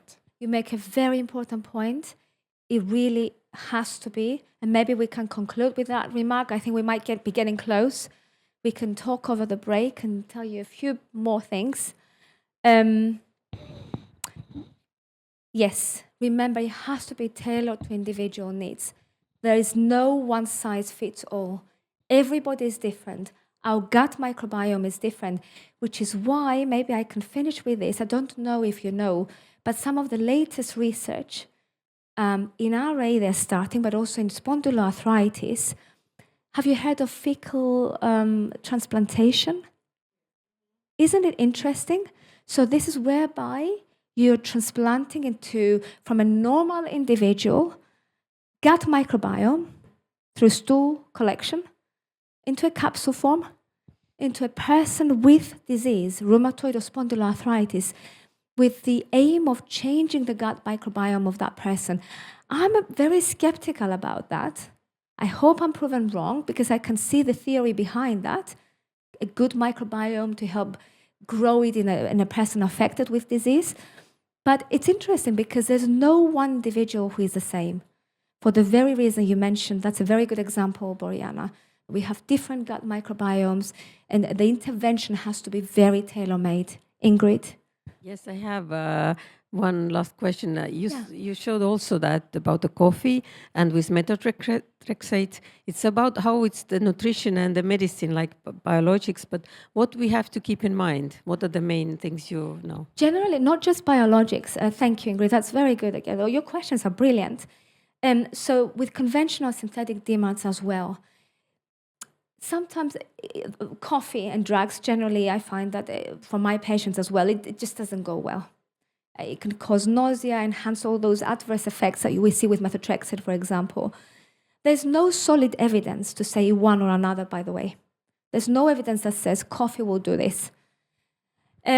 What I would say, it's also relevant to fasting. You may have heard of intermittent fasting. Periods of fasting allow the gut microbiome to regenerate, to grow, to improve. This is where the benefits, it's something called autophagy in more scientific terms. This regeneration is very helpful for disease. But not people who are taking drugs, especially first thing in the morning, they cannot do this. It's difficult. So it's not something I actively recommend. 16 hours of fasting. It's very difficult to do if you're on certain medications. I would say with things like coffee, tea, some of the teas as well, like green tea, you have to be careful, even though it comes with some good properties, because they induce enzyme overproduction in the liver. Most of these drugs are metabolized in the liver. So we just need caution.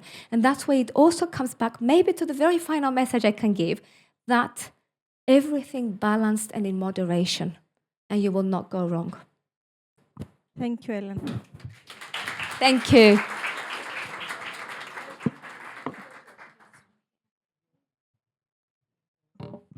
Small present for you. And as you said about olive oil and honey and herbs.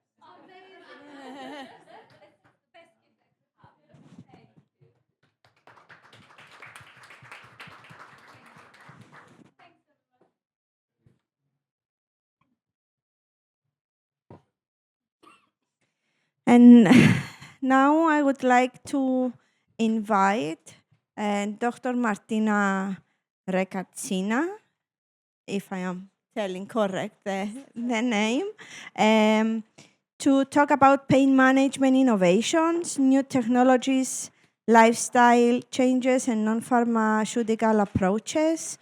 And Dr.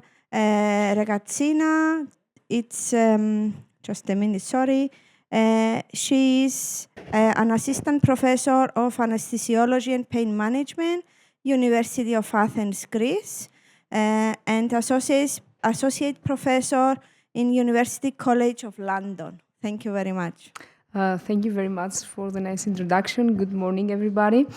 I would like to start by thanking the scientific and the organizing committee for this invitation. It's great to be amongst you.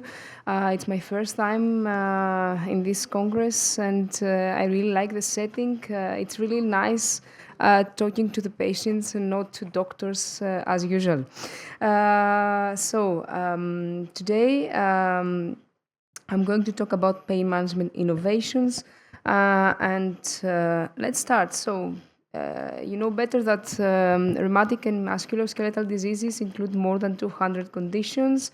We are talking about inflammatory arthritis, connective tissue diseases like lupus, scleroderma, and Sjögren's, degenerative diseases like osteoarthritis, and even pain syndromes like fibromyalgia. These affect bones, joints, muscles, and connective tissue. They limit mobility, they cause fatigue, and deeply affect mental health. But why pain matters? Pain, unfortunately, is the most disabling symptom. It affects daily life and independence, and it limits mobility, it causes fatigue, and of course, it deeply affects mental health. We have different types of pain. Why this is important? It's important to identify what kind of pain our patient has, because this will give us the opportunity to tailor the treatment. So we have nociceptive pain that comes from injury or inflammation from the skin, the muscle, the bones, or the joints. Neuropathic pain, which is the nerve pain, the burning pain, the pain that looks like electric current. We have a kind of new entity of pain, which is nociplastic pain. We are talking about brain changes, changes that if we didn't have some specific kind of investigations like functional MRI, we would never recognize. Fibromyalgia, for example, is a pain entity that belongs to nociplastic pain. And of course, we have mixed pain conditions. The goals of my job, the goals of pain management, is not just to put the pain scale down. It's also to improve daily functioning and, of course, to enhance well-being. Today I'm going to talk to you about some new technologies that we are currently having in our hands. So just a comment, I'm not going to talk at all about medication. It's nothing in my presentation will have to do on medication. So starting with neuromodulation, this is an emerging treatment for some conditions is well established, but we're going to see as the technology goes ahead, we're going to see many changes, and it's really promising.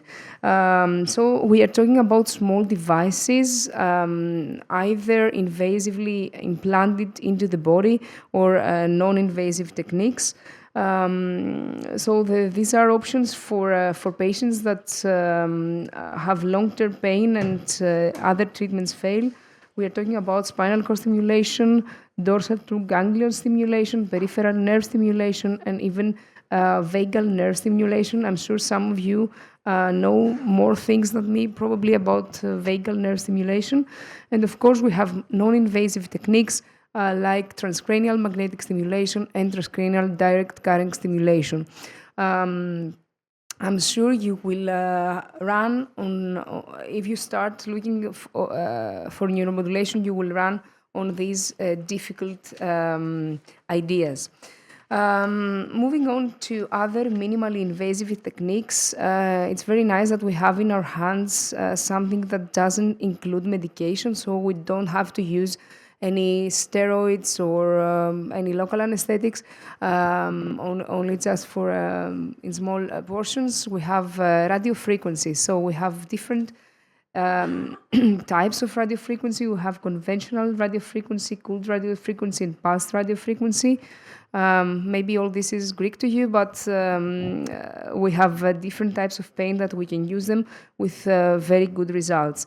As you can see here, I'm presenting one survey that gives us evidence on knee osteoarthritis and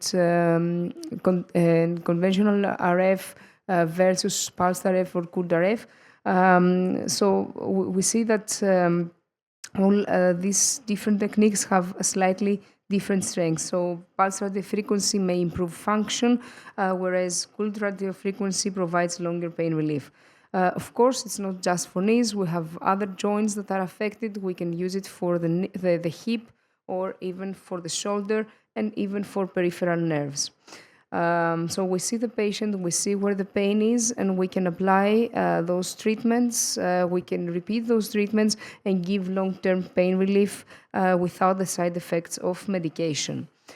Something quite new that I can say has a perfect safety profile, and it's really well tolerated by patients is the application of radiofrequency through transdermal patches. So these patches are glue applied, and then there is a generator to create all these electric current radiofrequency. It is mainly used over joints, so over knees, over shoulders, but there is some evidence for widespread pain application, especially for patients on fibromyalgia. Currently in my hospital, we are running a pilot study on patients having osteoarthritis pain. So we do this on a randomized way and see for how long this helps. Supposedly, it can help for 3-4 months. It's now starting being available in most countries. Thankfully, in Greece we have it, and it's really useful, especially for people that don't like needles. No needles involved here. Another means of pain therapy and new technology that we have is vagus nerve stimulation, but through the small fibers of the external ear. So we use this small device with a special electrode. The electrode goes in the ear like the headphones, the normal headphones. We do 1 or 2 sessions per day, 30-minute sessions, and patients report decrease of anxiety, less pain, better sleep, and reduced fatigue. It's really promising. However, even for this, because we don't have much data, we are running a randomized control study currently in my hospital for patients with fibromyalgia. Moving on to health digital tools, here the options are many. We have smartphone apps. The smartphone apps are helpful for patients to manage their pain in everyday life. We have pain diaries to set reminders for medication or exercise and to provide even simple coaching tips. There are wearable devices available like smartwatches. They can track movement, sleep, and heart rate. They help patients and doctors understand pain patterns better and see the disease progress of their patients. Studies shows that they can reduce depression, lower the needs of opioids, and encourage healthier routines. Finally, artificial intelligence can also help doctors as a starting point to predict the treatment of their patients and what treatment might work best by analyzing pain signals and supporting therapies such as cognitive behavior therapy, something that we are going to talk later on. I couldn't help myself but talking for virtual reality is something that it starts having lots of acceptance in pain management and sedation, my specialty. I'm anesthesiologist. I'm presenting you here one study which showed that patients with rheumatoid arthritis were very willing to try VR for exercise, relaxation, and learning. This technique is very promising. We are just starting using it. And we have some comments, but I'm sure everything will improve. For example, that the headset is quite heavy, so for someone with neck pain, they wouldn't tolerate well.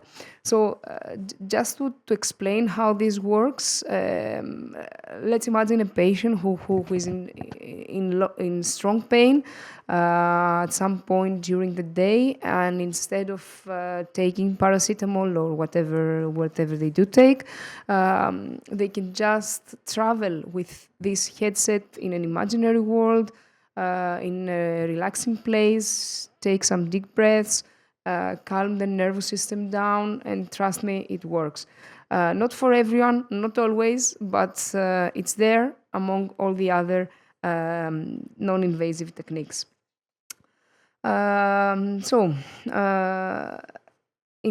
lifestyle changes, of course, I'm gonna skip healthy diet and nutrition. It was very nicely covered previously, but I'm going to move on to the exercise and movement. Here we know that what matters most in these conditions is to keep moving. Pace yourself, keep moving, start early. So gentle activity can reduce stiffness, like pain, like walking, like swimming, like stretching, like yoga. And evidence shows that it helps mobility, it helps joint support, it helps mood and general fitness. What's important is not just to start, but keep going, and long-term adherence is actually the key on this. When it comes to sleep and stress management, there was a trial, the Plan for Joint trial, that showed that a lifestyle program that combines diet, exercise, and stress management can improve outcomes, especially in patients with rheumatoid arthritis. Even small changes in sleep patterns and stress balance can help with pain and mobility. Moving on to other non-pharmacological approaches, I'm going to skip physiotherapy because it was again covered. Psychological support with the cognitive behavioral therapy having the strongest evidence, as it helps the patients to have coping skills. It helps them to relax, to pace themselves, and to solve problems. It helps with mood, with function, basically with everything, and can be applied both to adults or young patients. Of course, we have other therapies like biofeedback and acceptance and commitment with less evidence, but also promising techniques. Hypnosis is also an option. Maybe some of you have heard it, maybe some not. Some maybe consider it for the future. Group hypnosis has evidence as it reduces pain intensity and helps with sleep and activities. It is considered a safe technique, but it requires regular sessions, patient commitment, and unfortunately may come with a relatively high cost depending which country you are. Mindfulness. So mindfulness is something that connects the body with the brain. We are talking about paying attention to the present moment in a non-judgmental way, focusing on the present moments with acceptance. We accept what we think. We accept our body. We accept the pain. We accept everything. It improves mood, sleep, and quality of life, but it's best used together with other treatments according to the evidence. Benefits are modest and may fade without continued practice. So again, adherence is a key. Biofeedback has also started to gain lots of acceptance in pain management. It is a way to train the brain to regulate activity related to pain, and studies show improvement in mood, sleep, and pain intensity through protocols. But again, the protocols are in the baby steps, so we need to to give it more time until we have more developed protocols. The risks on biofeedback are minor. Regarding CAMS, I think again this topic was nicely covered. What I'm going to say here is that we're lucky enough to have many different approaches, many different modalities, so patients can find whatever better suits them. And again, personalization here is a key. We know that patient empowerment should be in the center of our approaches. We know that for sure, especially in pain management. So patient empowerment and education leads to active participation in care, better self-management, and improved quality of life.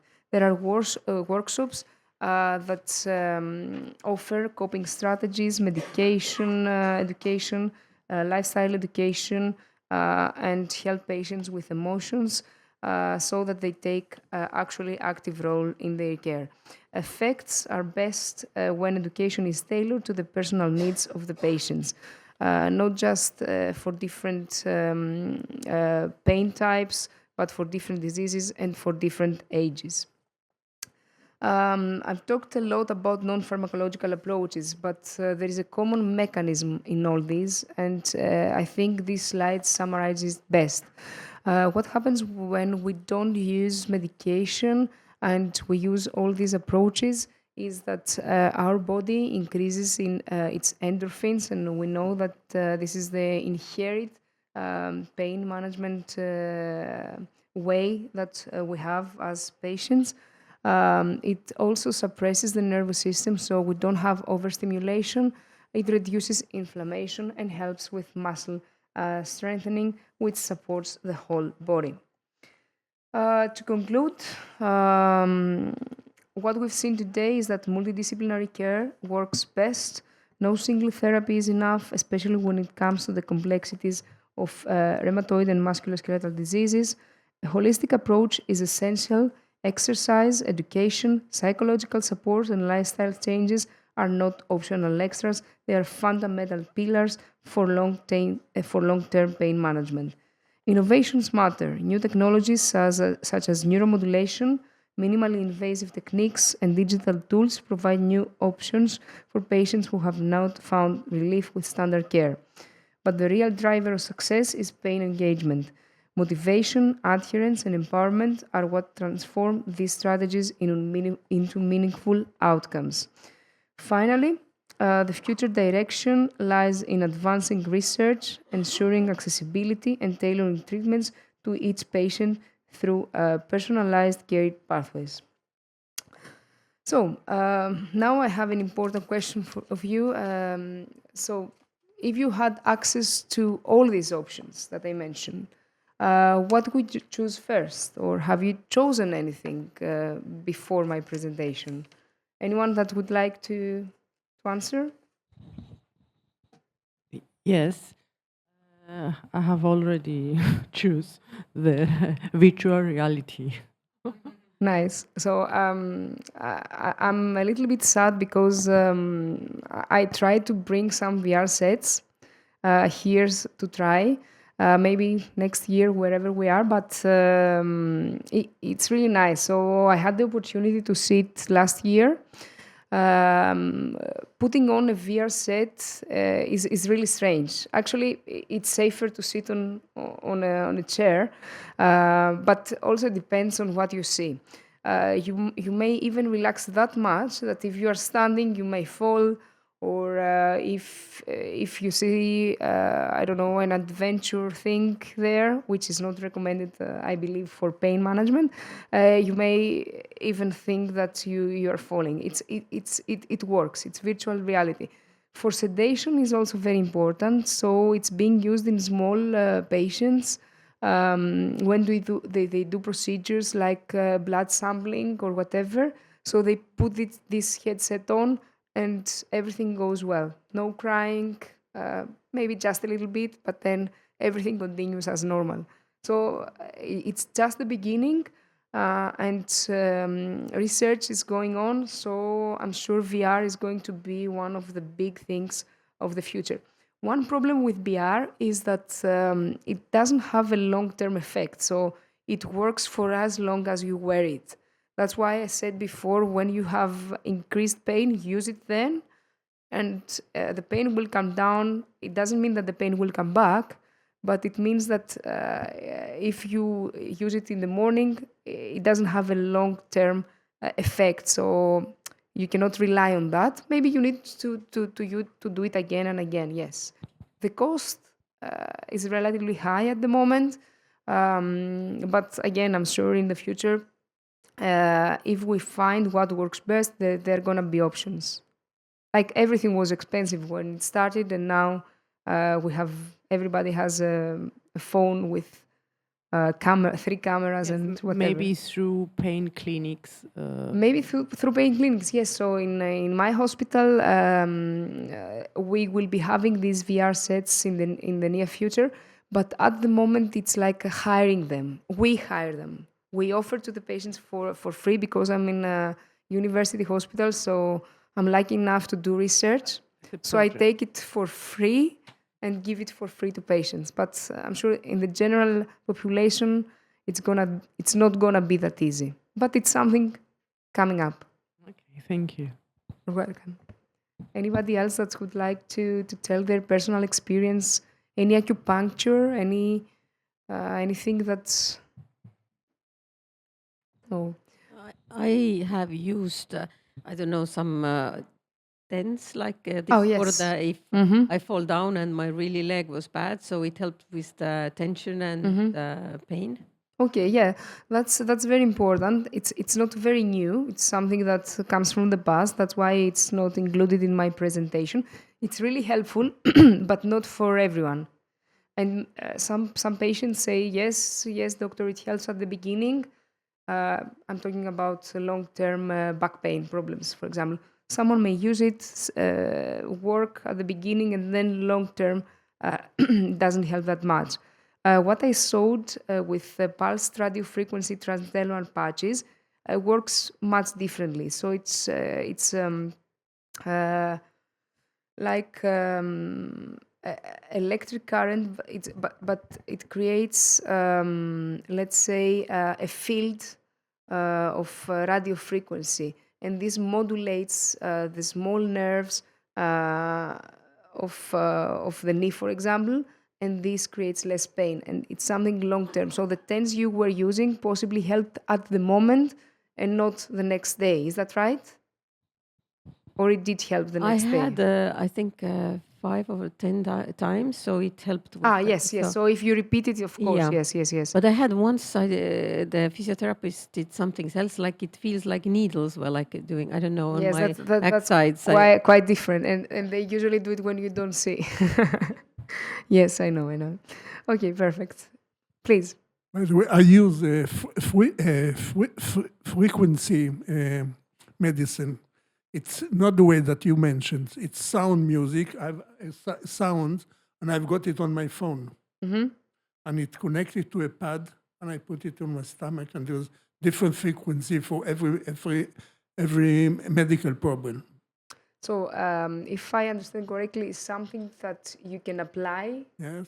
And it works with sound. Yes. Okay, that's very interesting. It's not something that we have here. And does it work for you? Yes. Okay, and is it... If it wouldn't have worked, I wouldn't have used it. Is it for localized pain or generalized pain? For many different pains, also for kidney problems and everything. And okay, very other interesting. Things, yes. And how is it called? Frequency medicine. Frequency medicine. Yes. And where do you come from? I come from Israel. Israel, okay.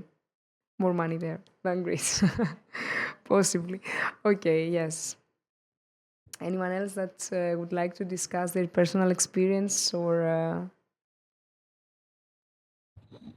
There are some video clips in YouTube for frequency healing, but it's for calming and anxiety, more like that, not for pain that I know.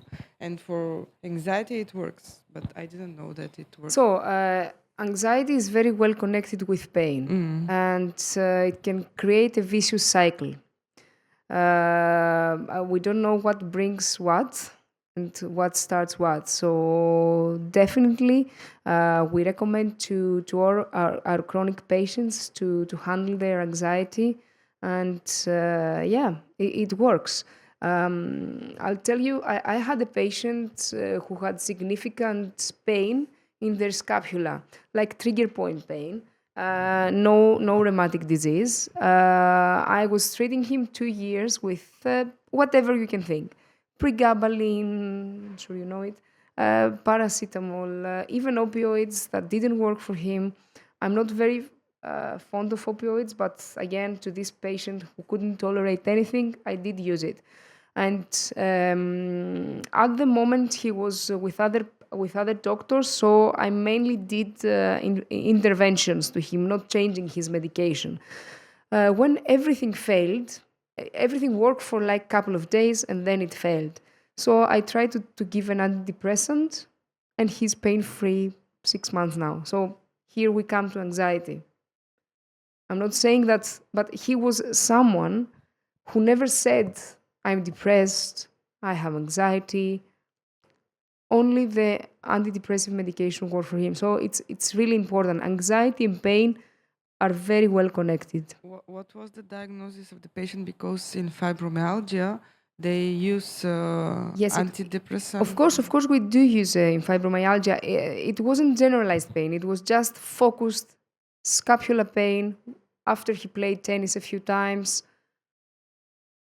But again, yeah, the biopsychosocial model there, when I actually found about the family issues and whatever, actually explained everything. And the antidepressant explained more. But again, I had tried everything with him apart from this. So anxiety, it can be like a key. If you solve this, you can reduce pain significantly. Yes, please. Martina, thank you. I just wanted to, on this very topic that you talked about, pain and anxiety, there's a lot of science that actually makes this interaction a little bit more complex by bringing in obesity as well. So in a lot of the studies that we've done, we see that it's very interesting meaning in your terms, it will be a syndemic almost model. So obesity, pain syndromes, and mental health disease, including anxiety. Do you see that a lot in patients? Unfortunately, yes. And I'm one of these bad doctors. When a patient comes in and I see that they don't have a healthy lifestyle, to try and motivate them. I'm not saying like other doctors, you need to lose weight. I never say that because I was in that place. So a few years ago, I was weighing 95 kilos, and then I started running. I started having a healthy lifestyle. So I've been there. I know it's very difficult to tell to someone you need to lose weight. Okay, you told me. So now what? So you start telling them, because I see a lot of people, you start telling them, okay, I know it's very difficult, but let's see, what can you do? Can you walk 10 minutes today, 20 minutes tomorrow? Maybe go not to the gym, I don't say that word, I say to the pool. Can you do some aqua aerobic where you can find some friends? Can you do things that make you happy? Can you do things that can change your everyday life? So yes, unfortunately, especially with some specific groups, like patients with fibromyalgia, unfortunately, I see it a lot. I don't know what started what though, because pain might keep you in the couch, and you might start gaining weight, or medication can help in weight gain. So when the patient comes to me, it's like 6 months, 1 year after the pain started. So it's not, I don't take the patient from the very beginning to know their initial image or their previous self. But definitely, I know that obesity and pain is absolutely something very well connected. Thank you, and I agree. And maybe I'll jump in to add another little fact there. So when we were defining difficult to treat disease, rheumatoid or spondyloarthritis at ULAR level, we identified 3 subgroups of patients, and definitely obesity, and fibromyalgia, chronic pain syndromes were those predictors for difficult to treat disease, probably for many of the reasons that you say. And that included also coping mechanisms, anxiety, depression, all of this. So there's a very, very complex biopsychosocial, as you said earlier, model that perpetuates disease. And just another comment that I didn't have a chance to make earlier about weight, having excess weight, especially in the central abdominal area, that has been linked with metabolic syndrome in patients with psoriatic arthritis, for example, psoriasis. And obesity itself, fatty tissue is inflammatory. So adipose tissue or fatty tissues are inflammatory. That's why also we see a higher level of CRP or ESR, so inflammatory markers in patients who are overweight. Yeah, thank you very much for this comment. Very helpful indeed. Hello. I have to understand something. I understand all the thing about the obesity and on the high weight, but I have members in my association that are very skinny, and they still suffering. So Yeah, absolutely. So that gives me the opportunity. There was a very nice slide that Dr. Nikiforu said before. It's not just one thing that creates pain. So it's too many things. It's genes. It can be the environment. Saying about the environment is what we eat, is what we drink, is how the patient works with their body, the mentality. So the CNS, the central nervous system, is a very complex. So I don't have an answer. I don't have an answer. So if you search our data and all the surveys, for example, if you click pain and obesity, you will find like 10,000, 100,000 of articles saying different things. A couple of them will be similar. So it's not just one thing. And of course, there are people with pain that are very skinny. But these people, have you ever wondered how is their what they feel? Are they very happy? Or are they anxious? Depression? Because depression is linked to either obesity or being very skinny. People don't eat. You never know. You never know. You never know. Yes, because a lot of it's times very common. because you're sick, and Of course, it's very common. harmful. It's very common. But someone may have depression. They may stay for very long on their couch, and they may start developing a musculoskeletal pain. Yeah. So it's a cycle. It's always a cycle. And trying to find where it started and heal it and change it, maybe it's one of the best ways to treat it. However, when you first see the patient, you never know. It's like you start piece by piece. And if you have the time and if you work with the patient, there will be eventually something to help. Okay. Please, yes. If I can add to that, Martina, these are really great points. But it's the extremes as well that are not good. That's why we tend to go for the balance, that middle zone. So cachexia in people with so very suboptimal weight in people with rheumatoid arthritis, it links with hypercatabolic states, lots of adverse reactions in the blood, which again, enhance inflammatory reactions. So you see the extremes on either end are definitely the two to avoid, and there's a bit of a middle zone towards the overweight, obesity when it comes to weight. But yes, it interferes with the metabolism, so it cortisol, sleeps it metabolism. or it keeps it very high. So again, it's a dysregulation of the body. But can I add something? Of course, yes. Not to add, to defend a patient. Please. Okay. Because we are always hearing about obesity and lifestyle of the patient, and that we have to exercise more and we have to have healthy diet and all of this. I am a patient from my early 20s, okay, and with corticosteroids in the beginning of the disease. For many years I took corticosteroids, so I gained 20 kilos. even though I stop the salt, I am living in Cyprus, so we have the Mediterranean diet. And despite that facts, I gain the weight. And then whenever I start changing my lifestyle, I mean, I'm starting diet and then I start walking, for example. A flare up is coming, let's say my knee or my hip or my spine, and I cannot walk. And then I am getting to a loop that I stop walking, and then I gain the 3-4 kilos that I lose on my trying. Absolutely, and they come back. The kilos are coming back, and then I am on the same position. And this is not one time. Yes, It's this is a very 20 good point. Yes, and it's 20 years. all and my the- patients are like this, yeah, trust me. And the patients are getting tired of this. I'll tell you. So here is where personalization comes. Here is where you need to tell to your patient, okay, I understand that every time you go out on the street and trying to walk, the patient comes in. So 2 options. One option is don't go for a walk, go for a swim, where you don't have the weight of your body on your knees. That's my point. I mean, that I would answer to you, not to every patient. And another point is, when this happens, let's come treat your knee and see if you can go on. And also, don't do it like for half an hour per day. Try to go out for 5 minutes. If you feel like it's painful, just stop.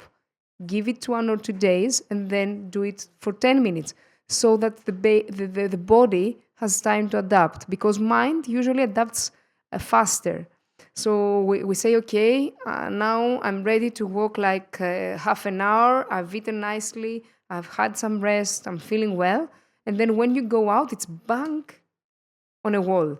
So in order to avoid this, pacing yourself is the best thing that I can tell you.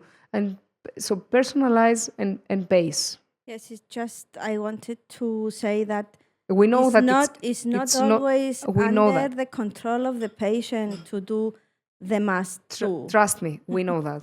We know that, and we never say either you do that or it's over. I mean, we work with you. We see what comes back, and I know that this is what happens.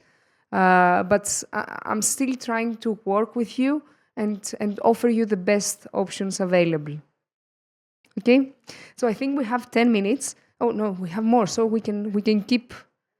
I need just 10 minutes for the workshop, or 12 minutes for the workshop. So we have we have 15 minutes. So Okay, so we have for 1 more or 2 more questions, please.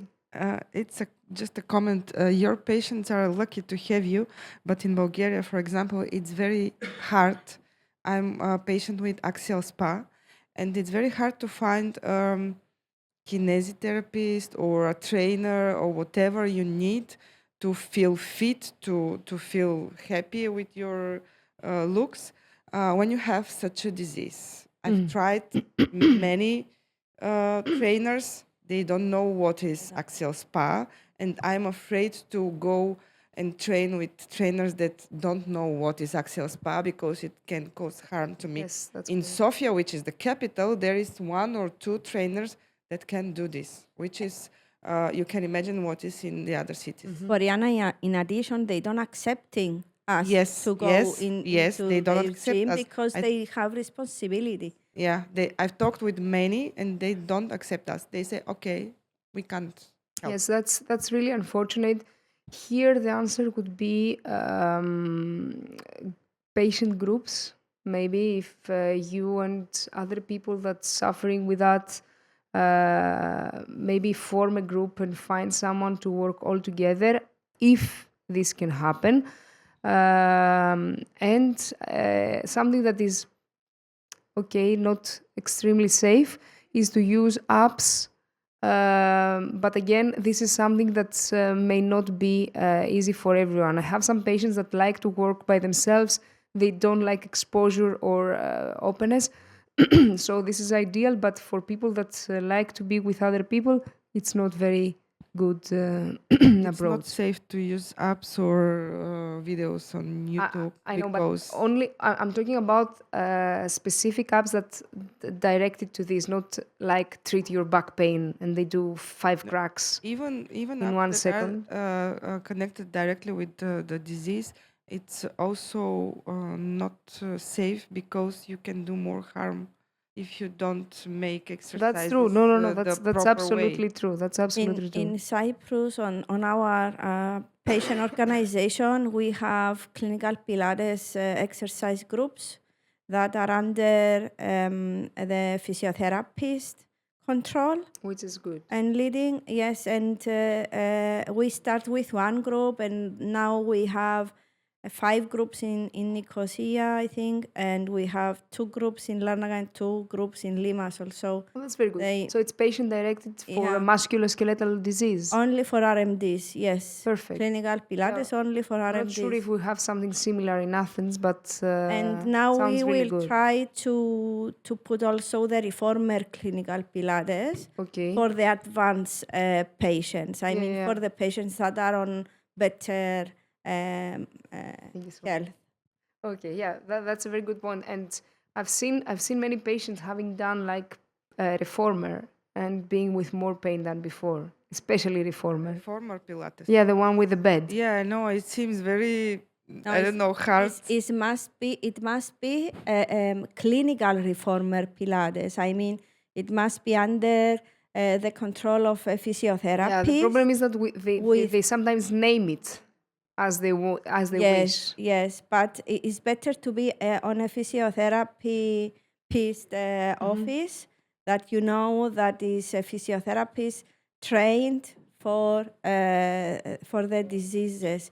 And I am doing also clinical Pilates, and it's very good. Perfect, Even for the people that they are on a pain, it's very good. But you need someone to know how to teach it. Yes. Exactly. Okay, to come back to your point. I'll give you an answer. In Inbao website, we have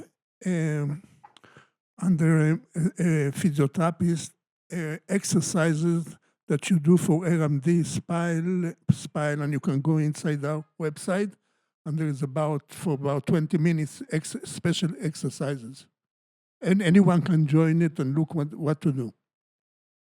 We made a film there with a therapist on exercises, special exercises. But you don't have the feedback. That's what. And what you was- don't know if the exercise is correct. Yeah, the If feedback. your The feedback of the position- trainer. Exactly. Yeah. Exactly. That's my point. Hmm?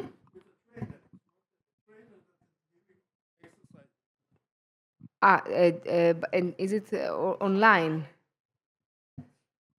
It's virtual. It's not face to face. You can join the Inbar, go in Inbar. Yeah, but the actual exercise, is it face to face or you are at home? At home. It's not face to face. That's the point, that you may still crack your back if the trainer is not next to you. It may help, but it may be also not helpful. Anyway, let's move on to the workshop.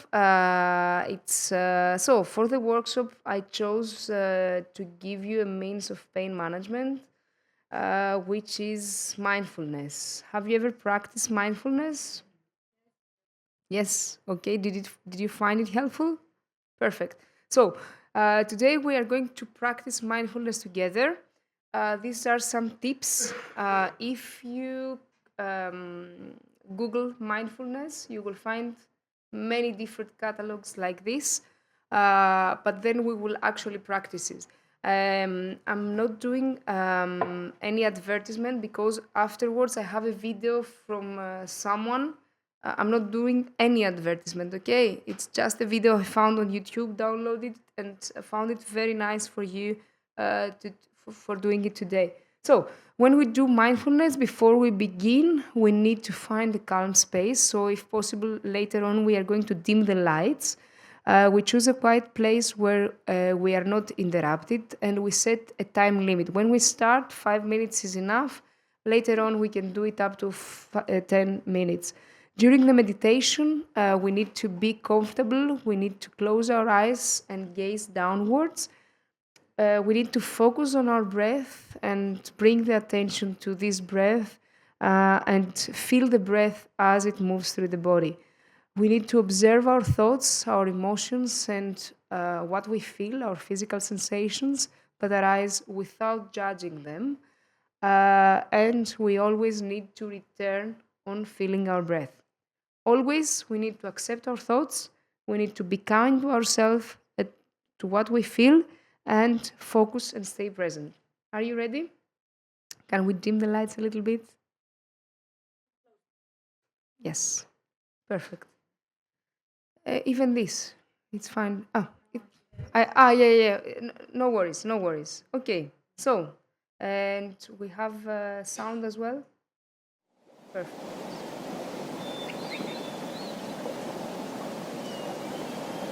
We are in a calm environment. Welcome to the Daily Calm. Let's start today's session by finding a comfortable position with a tall, straight back. Allow your arms to rest gently. And when you're ready, close your eyes. Bring full attention to this very moment. Settling in and allowing the mind and body to still.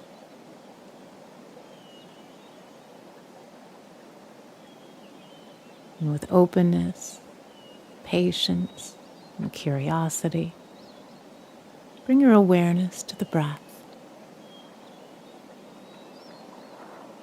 Taking a deep breath in and releasing it fully. Follow the breath as it flows in and out of your body.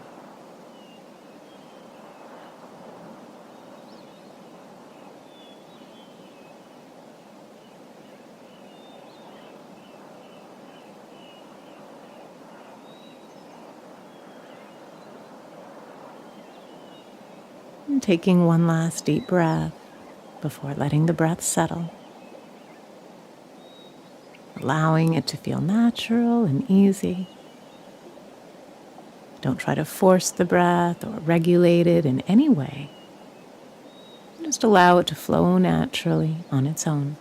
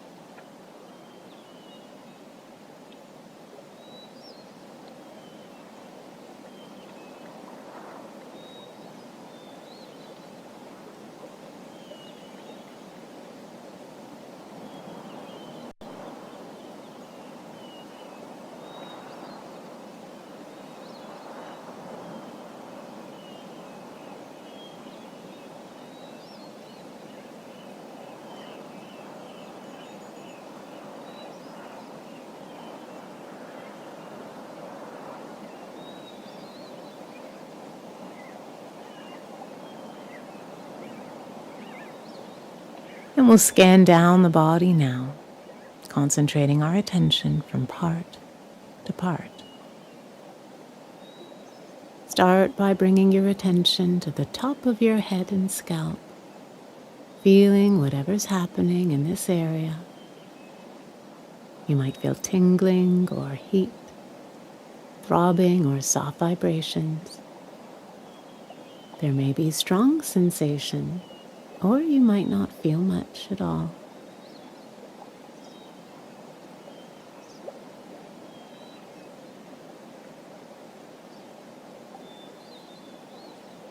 Now lower your attention to your forehead, face, and jaw.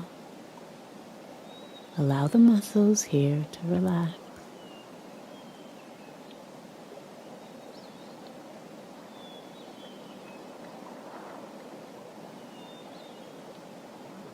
On your next out-breath, let that sensation dissolve. Lower your focus to the neck, letting the throat and sides and back of the neck soften. Notice any sensation that arises on the surface of the skin or deeper within.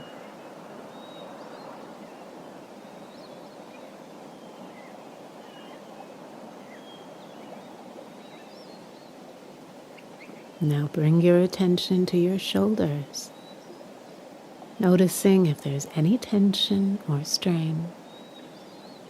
Breathe into your shoulders, and if any parts feel tight, allow them to relax.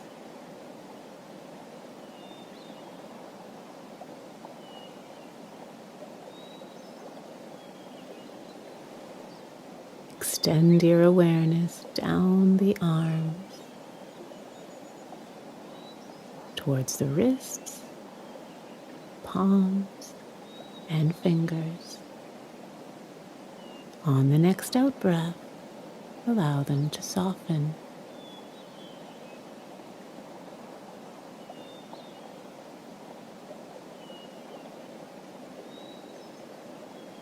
Now come to the chest, observing the rise and fall of each breath. Notice how the lungs expand and contract.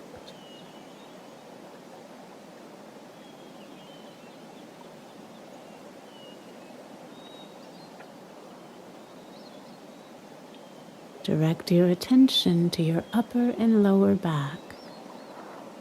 There may be some intensity, as this is an area where we commonly hold stress. If you notice any tension or warmth or discomfort, just observe what's there.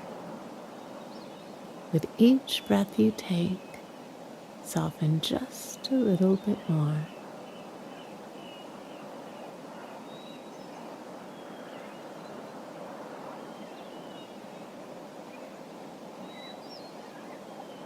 Moving your focus around to your abdomen. Notice it expanding, filling up with air, and slowly emptying on the exhale.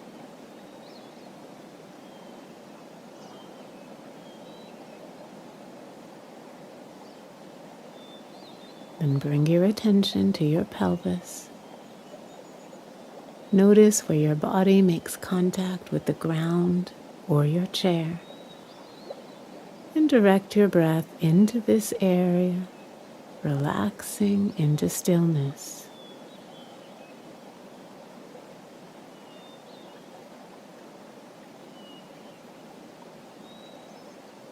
Now scan your legs, observing your thighs. Notice where they make contact with your cushion or chair. Lowering your attention to your knees and your shins and calves. Let your legs soften and tensions release.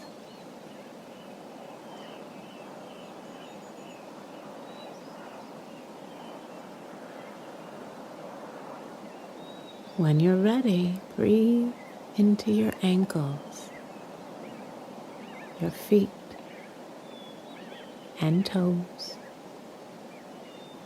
Let them relax and become soft, sinking into a state of relaxed awareness.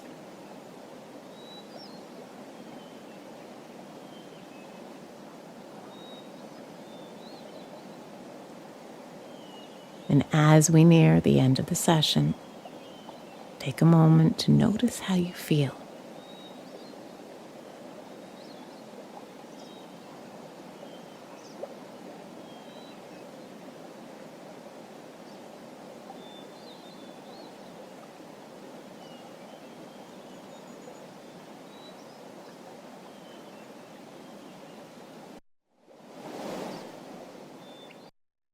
Thank you. That was it.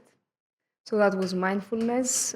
If you found it useful, maybe you relaxed a little bit. I hope you find it. You found it nice and easy to calm a little bit down. I'm not saying it's the perfect pain medicine, but it may help you. It's something that you can do at home. It's something that you need to keep practicing in order to work. And yeah, if you want to discuss anything more, I'm more than happy to discuss. Thank you for your attention. Thank you very much, Ms. Ragazzina. Unfortunately, we don't have any other time. Just to thank you. You are more than welcome. Oh.